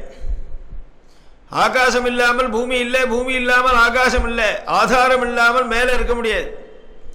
தியௌரஹம் பிருத்திவீத்வம் சாமாஹம் ரிக்த்வம். சங்கீதம், சங்கீதத்தில் அந்த கானம் வேற சாகித்யம் வேற. அந்த ஆலாபன பண்ணி ஒரு துவனி மெட்டு கொடுக்குறாளே அதுக்கு கானம்னு பேர். சில எழுத்துகளுக்கு மேலே அது ஆலாபனம் பண்றாலே அந்த எழுத்துக்களுக்கு சாகித்யம்னு பேர். தியாகராஜ கீர்த்தனைகள்லாம் இருந்தா புஸ்தகத்தில் இருக்கிறது எழுத்துக்கள் தான் இருக்கும், பாட்டு இருக்கே அதுக்கு சாகித்யம்னு பேர். அந்த எழுத்துக்களை அடிப்படையா வச்சுட்டு இவ சப்தஸ்வரத்தை சரிகம பதனிச சப்தஸ்வரத்தையும் அதுல பிரயோகம் பண்ணி பாடுறா. 2 சேர்ந்தாதான் சங்கீதம். அதனால சொல்றான் சாமாஹமஸ்மி ரிக்த்வம், நீ கானமாக இருக்காய், நான் அந்த கானத்துக்கு ஆதாரமா இருக்கக்கூடிய எழுத்துக்களாக சாகித்யமா நான் இருக்கேன். சாமாஹமஸ்மி ரிக்த்வம் தியௌரஹம் பிருத்திவீத்வம் மனோஹமஸ்மி சாத்வம், நான் மனசா இருக்கேன், நீ வாக்குகளா இருக்க. வெளியில மனசுலேருந்து உருவாகி சொல்லுகளாக வெளியில விடக்கூடிய சொற்களா நீ இருக்க. மனசு இல்லாம சொல்லு வாக்கு வருமா அப்படின்னு சொல்லிட்டு சமோர்ஜம் அபிசம்ப இப்படி சொல்றி அவளை சகாவாக ஏத்துக்கிறான். சகாவா பாவிக்கணும், நண்பனாக பாவிக்கிறது தான் திருமணமே தவிர புருஷனுக்கு மனைவி அடிமைன்னோ மனைவிக்கு புருஷன் அடிமைன்னோ கட்டுப்பட்டவர்களோ சாஸ்திரம் சொல்லலை. 2 பேருமே சுதந்திரம் தான். பொருள்களை, குடும்பத்துக்கு தேவையான பொருள்களை ஓடி ஆடி தர்மப்படி நியாயப்படி நேர்மையான முறையில் சம்பாதிச்சு கொண்டு வந்து வீட்டில் கொடுக்க வேண்டியது புருஷனுடைய கடமை. அதை ஜாக்கிரதையாக பாதுகாத்து செலவழிக்க வேண்டியது மனைவியினுடைய கடமை. செலவழிக்கிறதுக்கு மனைவிக்கு தான் பொறுப்பு. கணவனுக்கு அந்த பொருளை எடுத்து செலவழிக்கிறதுக்கு ரைட்ஸு கிடையாது. மனைவிகிட்ட தான் கெஞ்சணும். கொஞ்சம் பணம் இவளுக்கு தானம் கொடுக்கலாமா, தர்ம பத்தினின்னு பேர். மனைவி தீர்த்தம் போடாமல், மனைவி அனுமதி கொடுக்காமல் எதையும் தானம் பண்ண முடியாது, செலவழிக்க முடியாது. அவதான் அதனால அவ்வளோ தூரம் முக்கியத்துவம் கொடுத்துருக்கு. 2 பேரும் சகாவாரார்கள், சப்தபதி. அதுக்கப்புறம் அஸ்மாரோகணம்னு அந்த அம்மிக்கல் வச்சு அதில் ஏற்றி நிற்க சொல்லுவா. அஸ்மா பவ பரசுர்பவ ஆதிஷ்டே மமஸ்மானம் அஸ்மே வத்வக் ஸ்திராபவ அபிதிஷ்டபிருதன் யதா சஹஸ்வபிருதனா யதா. அம்மி மிதிச்சு அருந்ததி பார்த்துன்னு அம்மி மிதிக்கிறதுங்கிறது ரொம்ப முக்கியம். அருந்ததின்னு ஆகாசத்தில் ஒரு நட்சத்திரம் இருக்கும். அந்த நட்சத்திரத்தை பார்த்தா தான் திருமணம் முடியும். முன்காலத்தில் 5 நாளைக்கு கல்யாணம் பண்ணுவா. 5 நாள் கல்யாணம்ங்கிறது திருமணம் நடந்த நாள்லேருந்து 5 நாளைக்கு பண்ணுறது. முன்னாடி 5 நாளுக்கு இல்லை. திருமணம் என்னைக்கு நடக்கிறதோ, விவாகம் என்னைக்கு நடக்கிறதோ, அதுக்கு திருமணம் ஆன உடனேயே, விவாகம் ஆன உடனேயே அந்த கல்யாண மண்டபத்தில் தங்கப்படாது. இன்னும் 2 நாளைக்கு உட்காந்து கூத்தடிக்கப்படாது. சம்பந்தியை சிரமப்படுத்திட்டு கல்யாணம் ஆச்சோல்லையோ ஜூட்டு விட்டுடணும். இந்த பொண்ணை அழைச்சிக்கணும். மத்தியானம் சாயங்காலம் இருட்டுறதுக்குள்ளே உங்கள் பிறந்தாத்துக்கு போயானோ. நீ பையனை பெருத்தவன் குடும்பத்தோடு எல்லா சொந்தக்காராலையும் கூட்டின்னு கிளம்பிடணும். சாஸ்திரம் சொல். அதுதான் பண்ணார் ராமர். தசரதர் தான் பண்ணார். இல்லாட்டா இன்னும் 10 நாளைக்கு இருக்கப்படாதா? ஜனகருடைய தேசத்தில் மிதிலையில் சீதையை கல்யாணம் பண்ணிட்டார். கிளம்பிடார். சாயங்காலம் இருட்டுறதுக்குள்ளே போயாகணும் அயோத்தி.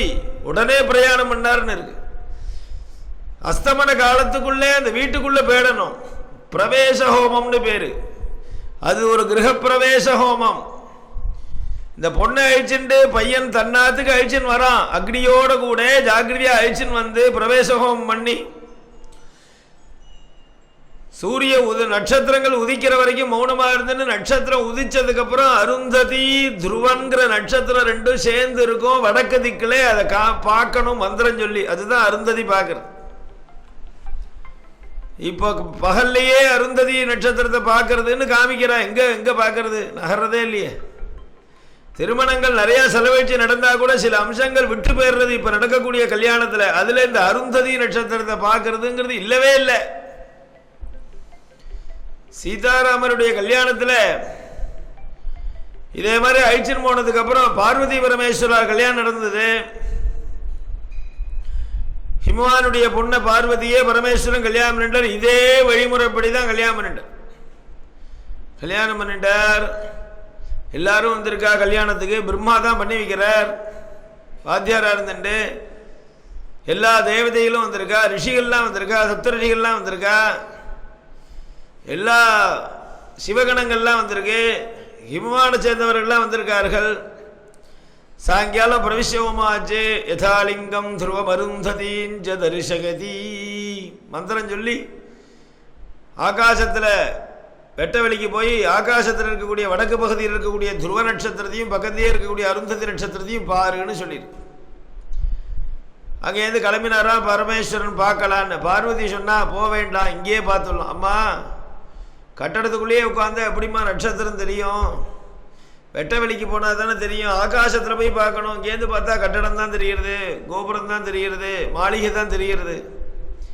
அருந்ததி நட்சத்திரத்தை பார்க்கணும்னு சொல்லியிருக்கே, பார்ப்போம் வாண்டார். இல்லை இங்கேருந்தே பார்க்கலாம். எப்படி பார்க்கலாம்? அதோ 3வது லைனில் ஒரு அம்மா உட்காந்துருக்கா பாருங்கோன்ட்டா. பார்த்தா அருந்ததியே வந்து உட்காந்துருக்கா.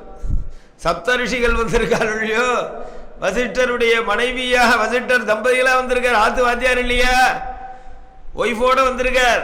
அவருடைய ஒய்ஃபு தானே அருந்ததி. எழுத்தா மாதிரி பார்த்துட்டாருன்ட்டார். அருந்ததீஞ்ச தரிசகதி. அருந்ததி நட்சத்திரத்தை பார்த்துட்டா தம்பதிகளுக்குள்ள பிரிவே வராது.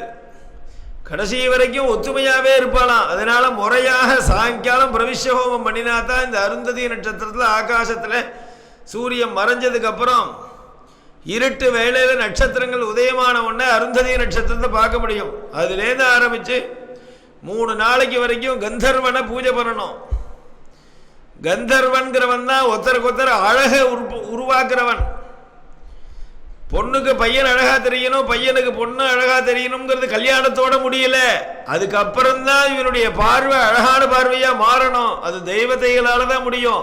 விஸ்வாவசுன்னு பேருடையதான கந்தர்வனால தான் அந்த சக்தியை தர முடியும். அந்த கந்தர்வ ராஜாங்கிற விஸ்வாவசுங்கிற கந்தர்வனை 3 நாளைக்கு பூஜை பண்ணணும்னு சொல்றார். அதனால தான் 5 நாள் கல்யாணம். 5 நாள் கல்யாணத்தை ஒரு வேலையும் கிடையாது. முதல் நாள் கல்யாணம் ஆகிடும், சாயங்காலம் உபாசன ஆரம்பம் ஆகிடும். 3 நாளைக்கு வெறும்னு இருப்பா. 5ஆம் நாளைக்கு சேஷம். இந்த 3 நாளைக்கு என்ன பண்றான்னார், அந்த கந்தர்வராஜனை ஒரு சமயத்திலே ஒரு பலாச தண்டத்தில் சந்தனங்கள்லாம் இட்டு ஆவாகனம் பண்ணி பூஜை பண்ணிட்டே வருவா. பாலிகையை பூஜை பண்ணுவா. இதை பூஜை பண்ணு. 4ஆம் நாளைக்கு கந்தர்வராஜாவை யதாஸ்தானம் பண்ணதுக்கப்புறம் சேஷகம் பண்ணி முடிப்பா. 5ஆம் நாளைக்கு கல்யாணம், மங்கள ஸ்நானம் பண்ணி வச்சு பாலிகை கரைக்கிறது. அதோட கல்யாணம் முடியுது. இப்படி யதாவத்தாக விவாகம் பண்ணிடுறா. பார்வதி பரமேஸ்வரா விவாகம் அப்படிதான் நடந்துதான். அஸ்மான பாரோ பாணிகிரஹே பர்வதராஜபுத்ரியாக பாதாம்புஜம் பாணிசரோருகாபியாம் அஸ்மான பாரோஹோ பஜதஸ்மராரேஹே மந்தஸ்மிதம் மங்களமாதனோது. பார்வதி பரமேஸ்வராருடைய கல்யாணத்தோட பூர்த்தி பண்ண போகிறோம். ஒரு லைன் இந்த ஸ்லோகத்துக்கு அர்த்தம் சொல்லி உபன்யாசம் முடியல. அஸ்மாரோபணம்ங்கிறது ஒரு நிகழ்ச்சி. கல்யாணத்தில் ஒரு அம்மி வச்சிருப்பா, கருங்கல். அது மேலே பொண்ணு ஏறி நிற்க சொல்கிறபடி பையன், மாப்பிள்ளை பையன் பொண்ணை ஏற்றி நிற்க வைப்பான். பார்த்துருக்கிறவாளுக்கு தெரியும். இதுக்கு அஸ்மாரோபணம்னு பேர். அக்னிக்கு வடக்க போட்டிருப்பா அம்மி, அது மேலே ஏறி நிற்க சொல்லுவா. ரிஷி சொன்னார், அஸ்மானம் ஆரோபயதி ஆதிஷ்டே திருஜா. ஒரு மந்திரம் சொல்லி அந்த பொண்ணை கையை பிடிச்சுண்டு, மாப்பிள்ளை பையன் பொண்ணோட கையை பிடிச்சுண்டு மெதுவாக எழுந்திருந்து அந்த அம்மி இருக்கிற இடத்துக்கு போய் நின்றுண்டு அந்த கல் மேலே இந்த பொண்ணை ஏற்றி நிற்க வைக்கணும். இவளா ஏறுறதுக்கு சக்தி இருந்தால் கூட இவன் தான் வலுக்கட்டாயமாக அவளை தூக்கி நிற்க வைக்கணும். தூக்கிறதுனா ஒரே அலாக்கா தூக்கலாமேன்னார். இவ கையை பிடிச்சுன்னு இருக்கான் பாணி கிரகணம் பண்ணி, அதனால பிடிச்ச கையை விடக்கூடாது. பொண்ணோட வலது கையை பையன் தன்னுடைய வலது கையினால் பிடிச்சுன்னு இருக்கான். இவனை தூக்கி அம்மி மேலே நிற்க வைக்கணும். எப்படி நிற்க வைப்பான்? இடது கையினால் அவருடைய காலை அப்படி பிடிச்சி ஏற்றி நிற்க வைன்னு சொன்னார். அப்படி லேசா இடது கையினால் பொண்ணோட காலை பிடிப்பான் பையன். அவளே இங்கீதம் தெரிஞ்சுன்னு கிடுக்கிடுன்னு அம்மி மேலே ஏறி நின்றுடுவா இல்லையா? இதுதான் அம்மியில் நிற்க வைக்கிறது. இந்த நிகழ்ச்சி நடக்கிறதா பரமேஸ்வரருடைய கல்யாணத்தில். பாணிகிரஹே பர்வதராஜபுத்ரியாக பாதாம்புஜம் பாணிசரோருகாபியாம். பிரம்மா நடத்தி வைக்கிறார். பார்வதியினுடைய கையை வலது கையை கட்டியாக பிடிச்சுட்டு இருக்கார் பரமேஸ்வரன். மெதுவாக அழிச்சுன்னு போய் அந்த அம்மிகள் பக்கத்தில் நிற்க வச்சார். நிற்க வச்ச உடனே பிரம்மா பண்ணி வைக்கிறார். சாஸ்திரிகள் பக்கத்தில் சொல்றார், பரமேஸ்வரா மெதுவா கால் கட்ட விரலை பிடிச்சி ஏற்றி நிற்க வையின்னு சொன்னார். வெக்கம் வந்துடுதான் பரமேஸ்வரனுக்கு. சீச்சி, நம்ம லோகாதிபதி ஜெகதப்பிதா உலகத்துக்கே தகப்பனார், ஒரு பொண்ணோட காலை போய் பிடிக்கலாமா? மனைவியோட காலை போய் பிடிப்பாளா? ஜாக்கிரதையா அந்த வீடியோக்கார போட்டோக்கார வேற அதை ஃபோக்கஸ் பண்ணுவான். அப்பதான் எங்க இருந்தாலும் வந்துடுவான். இது ஒரு அபூர்வமான காட்சி. முதல்ல ஆத்துக்காரி காலை பிடிக்கிறார். இதை போட்டோ எடுத்து வச்சுக்கோ. ஒரு சமயம் இந்த பொண்ணாத்துக்காராலே சொன்னாலும் சொல்லி வச்சிருப்பா, எவிடன்ஸா இருக்கட்டும். அப்படி வந்து நிற்கிறான். சபை பூரா பார்த்துட்டு இருக்கு. கோட்டிக்கணக்கான ஜனங்கள் இருக்கா, சிவகணங்கள் பூதகணங்கள் எல்லாமே இருக்கா. பொண்ணோட காலை பிடிக்கணுமேன்னு நினைச்ச பிரம்மா நாழியாருதே கிடுகிடுன்னு விரட்டுறார். இவர் பார்த்தார், சரி இது ஒரு 10 செகண்டுக்குள்ள முடிச்சிடுவோம், கிடுகிடுன்னு முடிச்சிடுவோம். பல பேர் பிராக்கு பார்த்துட்டு இருக்கும் போதே நம்ம அப்படி உட்காந்துன்னு தொட்டா மாதிரி இருக்கணும், டக்குன்னு எழுந்துடுவோம் அப்படின்னு நின்றுண்டபடியே பிடிச்சிண்டு கையை பிடிச்சிண்டு குனிஞ்சு காலை தொடுறார். இவ கட்டவர்கள் தொட்ட உடனே அம்பாள் ஏறி நிற்க வேண்டியது தானே. அம்பாளுக்கு புரியாதா பகவானுடைய மனோபாவம்? சிவசக்தியாயுக்தா, சிவன் வேற சக்தி வேறையா, ரெண்டும் ஒன்று தானே. அவள் பார்த்தா, நீ ஒன்று சின்ன விஷயம், வைதிகமான கர்மா, இது தொடர்றதுக்கு இவ்வளோ அருவருப்போ சங்கோஜமோ பர்றீரே. அவளுக்கு பார்ப்போம், என்னுடைய பிரபாவத்தை காமிக்கிறேன்.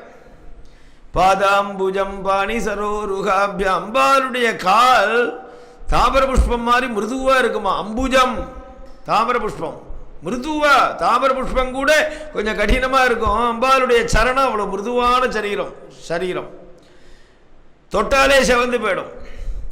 அப்படிப்பட்ட அம்பாளுடைய பாதம் என்ன பண்ணாலும் அம்பாள் அஷ்டமகா சித்திகள்னு ஒன்று இருக்கு. அம்பாளை உபாசிக்கிறவாளுக்கே கிடைக்கும். அனிமா மகிமா கரிமா லகிமான்னு அந்த சித்திகளில் ஒரு சித்தி கரிமான்னு பேர். தன்னுடைய சரீரத்துக்கு எத்தனை வெயிட் இருக்கோ 65 கிலோ வெயிட் உடையவன் தன்னை 650 கிலோவா மாற்றினுள்ளான். 500 கிலோ லேடி ஃப்ளைட்டில் வந்தாங்கிற பாருங்க.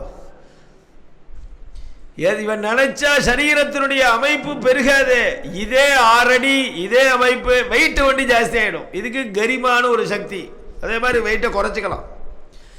அம்பாள் என்ன பண்ணினா அந்த கரிமாங்கிற சக்தியை ஏற்படுத்திட்டு கால் நல்ல தாமிர புஷ்பம் மாதிரி மார்தவமாக இருக்கிற காலை கருங்கல் மாதிரி வெயிட்டாரா மாதிரி மாற்றினுட்டாலாம். இவர் பார்க்கிறார், கட்டவரல தொடரார் தொடவே முடியல, கட்டவரலே தூக்க முடியல, கை எங்க தூக்கிறது, திணறார், உடம்பு பூரா வேர்க்கிறது, ஒண்ணுமே பண்ண முடியல. மூஞ்சியை பார்க்கிறார், அம்பாள் மூஞ்சிய. அம்பாள் இவரை பார்த்தா தானே பார்த்தார். பாதாம்புஜம் பாணி சரோருகாபியாம். பிரம்மாவோ ஆச்சாங்கிறார். இப்படி அம்பாள் வலுக்கட்டாயமா தன்னை கனப்படுத்தின்றே நம்மள பரீட்சை பண்றாங்கிறது எப்படி வெளியில சொல்றது? இப்படின்னு பிரம்மாவை கேட்டார். என்னால் தூக்க முடியல, ரொம்ப வெயிட்டா இருக்கு, 2 கையாலையும் தூக்கட்டுமான்னார். இந்த வலது கை பாணி கிரகணம் பண்ண கை விடப்படாதுரா, அப்படியே பிடிச்சுக்கோ. எத்தனை இதா இருந்து பார்த்தார். சாஸ்திரமாவது பண்ணா கட்டியாது. முதல்ல சபையில நமக்கு அவமானம் இல்லாம நம்மளை காப்பாத்திக்கணும்னு நினைச்சார். கையை உதறினாராம். பாணி சரோருகாபியாம்.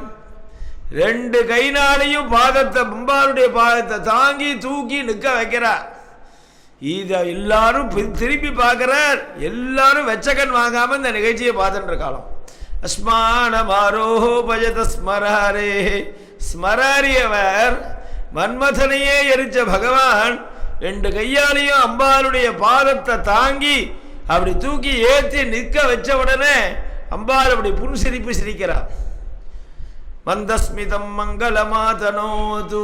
கூட இருந்தவாள்லாம் சிரிக்கிறா. பிரம்மா சிரிக்கிறார், சப்தரடிகள்லாம் கொள்ளும் சிரிக்கிறா, ஹிமவான்லாம் சிரிக்கிறார். பார்த்தார், பரமேஸ்வரனும் படபட சிரிச்சார். அப்படியே மந்தஸ்மிதம் புன்சிரிப்பு.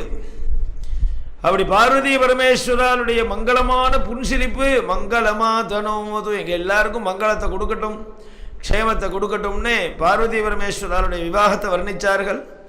இதே மாதிரி தான் சீதா கல்யாணம், சீதாராமனுடைய விவாகம், ருக்மிணி கிருஷ்ணனுடைய விவாகம் எல்லாமே ஒரு சம்ஸ்காரார்த்தமாக வைதிகமான முறையில் தான் நடந்திருக்கு.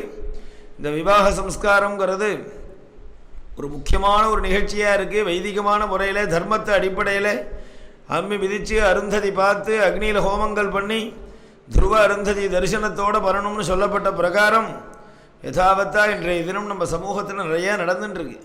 ஏதோ சின்ன பெசகுகள், சின்ன அந்யதாகரணங்கள் நடக்கலாமே தவிர முக்கியமான ஐட்டங்கள் பூரா சரியாக தான் நடக்கிறது. அதனால தான் பல தம்பதிகள் முறையாக கல்யாணம் பண்ணின்றவர்கள் பூரா வாழ்க்கை சௌக்கியமாக இருக்குது. எத்தனையோ சண்டை பூசல்கள் பிரச்சனைகள் இருந்தால் கூட கடைசியில் தம்பதிகள் ஒத்துமையாக வாழறா பாருங்க. இது மந்திரங்களால் சேர்த்து வச்சதான தம்பதிகளை என்றைக்குமே பிரிக்க முடியாது. அப்படி விவாக சம்ஸ்காரத்தினுடைய முக்கியத்துவத்தோடு இன்றைய தினமானது நிகழ்ச்சி பூர்த்தியாகிறது. இந்த 9 நாளைக்கும் சம்ஸ்காரங்கிற ஷோடச சம்ஸ்காரங்கிற தலைப்பில் இந்த ஒரு பிரவச்சனம் அமைஞ்சுது. சுதந்திரமாக நம்மளை பேசணும். இந்த நிகழ்ச்சியை ஏற்பாடு பண்ண இந்த ஆஸ்திக சமாஜத்தை சேர்ந்த நிர்வாகிகளும், குறிப்பாக நம்ம ஆடிட்டர் சீதாராமன் மாமாவும் தர்மத்தில் ரொம்ப நம்பிக்கை உடையவர்கள். வைதிகமான தர்மத்தில் நம்ம ஆச்சாரங்கள், சாஸ்திர சித்தாந்தங்கள், வைதிகமான ஆச்சாரங்கள், சம்பிரதாயங்கள் எல்லாரும் லோகத்தில் பரப்பணும், எல்லார்ட்டையும் பிரச்சாரம் ஆகணுங்கிற நோக்கத்தோடு கூட பல வித்வான்களை, பல தர்மசாஸ்திர வித்வான்களை வைதிகமான முறையில் உபன்யாசங்கள் ஏற்பாடு பண்ணுறார்கள். அந்த ரீதியில் போன தரையும் நம்மளை இங்கே பேசுகிறதுக்கு அனுமதித்தார்கள். 9 நாளைக்கு பிரவச்சனம் பண்ணினோம் சதுர்தச வித்தியைகள்ங்கிற தலைப்பில். இந்த தரையும் ஒரு 9 நாளைக்கு என்ன சப்ஜெக்ட்டுன்னு கேட்டேன். நீங்களே சொல்லுங்கன்னு சொல்லிட்டாவா. ஷோடச சம்ஸ்காரங்கள்னு ஒவ்வொரு நாளைக்கும் ஒரு சம்ஸ்காரம்னு எழுதி கொடுத்தேன். அப்படி சுதந்திரமாக கொடுத்து சொன்னதுனால இந்த ஒரு புது விஷயமாக இருக்கிறதுனால இது எப்படி இருக்குமோ, யார் வந்து கேட்பாலோ கேட்க மாட்டாலோ நினச்சிட்டே இருந்தேன். ஆனால் நிறையா பேர் இதுக்கு ஆதரித்து நிறையா பேர் வந்து சிரவணம் பண்ணி ஏதோ அவளுக்கு உள்ளூர இருக்கக்கூடிய ஒரு சம்ஸ்காரங்கள் அவள் இழுக்கிறது, இதை பற்றி தெரிஞ்சுக்கணுங்கிற ஒரு ஆவலோடு கூட எத்தனையோ தூரத்துலேருந்து வந்து 10 பேர் உட்கார்ந்துட்டு ஹால் பூரா நிறைஞ்சு இந்த நிகழ்ச்சியை நடத்தி கொடுத்துருக்கீர்கள். குறிப்பாக இந்த நிகழ்ச்சி எல்லாருக்கும் தெரியறதுக்கு காரணமாக இருக்கக்கூடிய நம்ம வீடியோ எடுக்கிறார், அவர் விஜயன்னு பேர், ரொம்ப பக்தர் அவர். ஒரு பிரயோஜனத்தையும் ஒரு பிரதிப்பிரயோஜனத்தையும் ஒரு பலனையும் எதிர்பார்க்காமல் தினசரி இந்த நிகழ்ச்சிகள் அப்படியே வீடியோ மூலமாக கவர் பண்ணி அவரே சுயம் பெரிய குருவாக ஆசிரியராக இருந்துட்டு காலேஜில் ப்ரொஃபஸராக இருக்கார். அத்தனை வேலையும் முடிச்சுவிட்டு இங்கே வந்து இதை எடுத்து உடனே அப்படி யூடியூப் மாதிரி டிஜிட்டல் மூலமாக லோகம் பூரா பல பேர் பார்க்குறா. இந்த சம்ஸ்காரங்கள் பூரா வீடியோ எடுத்து அவர் ரிலே பண்ணினார். பல பேருக்கு அது ஒத்தாசையாக இருக்குது. அதனால் இந்த நிகழ்ச்சிகளை கலந்துண்டவர்கள், ஏற்பாடு பண்ணவர்கள் அத்தனை பேருக்கும் பகவான் சீதாராமர் பூர்ணமான அனுகிரகத்தை பண்ணி தீர்காயுஷாக இருக்கணும். எல்லார் குடும்பமும் ஒருத்தரும் அபமிருத்தியுவே வரக்கூடாது. எத்தனை ஆயுசு பகவான் சிருஷ்டி பண்ணியிருக்காரோ, 100 வயசுனா 100 வயசு, 80னா 80, 70னா 70, பூர்ணமான ஆயுஷோடு அவள் ஜீவிச்சுண்டு சந்தோஷமான ஜீவனமாக இருக்கணும். எத்தனை காலம் ஜீவிக்கிறோங்கிறது இல்லை, மனசில் ஒரு திருப்தி போருங்கிற ஒரு எண்ணத்தோடு சந்தோஷத்தோடு ஜீவிக்கணும். இருக்கிற வரைக்கும் ஒருத்தருக்கும் விரோதத்தை காமிக்காமல் ஏதோ நம்ம இருக்கிறது கொஞ்ச நாள். விரோதம் யாரை கண்டு துவேஷிக்கிறது, பொறாமைக்கு என்ன அவசியம்? இங்கே அவனவனுடைய பாக்கியத்தை அவன் அனுபவிக்கிறான். கிடைச்சதை கொண்டு சந்தோஷப்பட்டு எல்லார்ட்டையும் ஒரு மைத்திர பாவம், ஒரு நட்பாக பழகக்கூடிய தன்மை. அவள் எப்படி இருக்காங்கிறது நம்ம எதிர்பார்க்க வேண்டிய அவசியம் இல்லை. தர்மபுத்திரருக்கு அஜாத சத்ருன்னு பேர், சத்ருவே இல்லாதவன். எழுத்து சண்டை போட்டானே துரியோதனன்டார். இவருடைய பார்வையில் யாருமே சத்ரு கிடையாது. அப்படி இருக்கணுமா உலகத்தில்?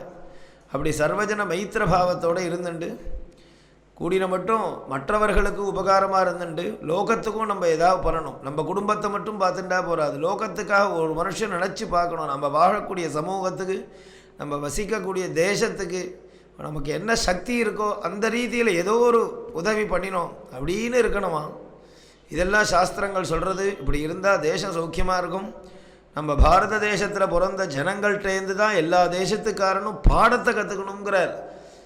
சொம்சம் சரித்திரம் சிக்ஷேரன்னு பிருத்திவியாம் சர்வமானவாக மனு சொல்கிறார்.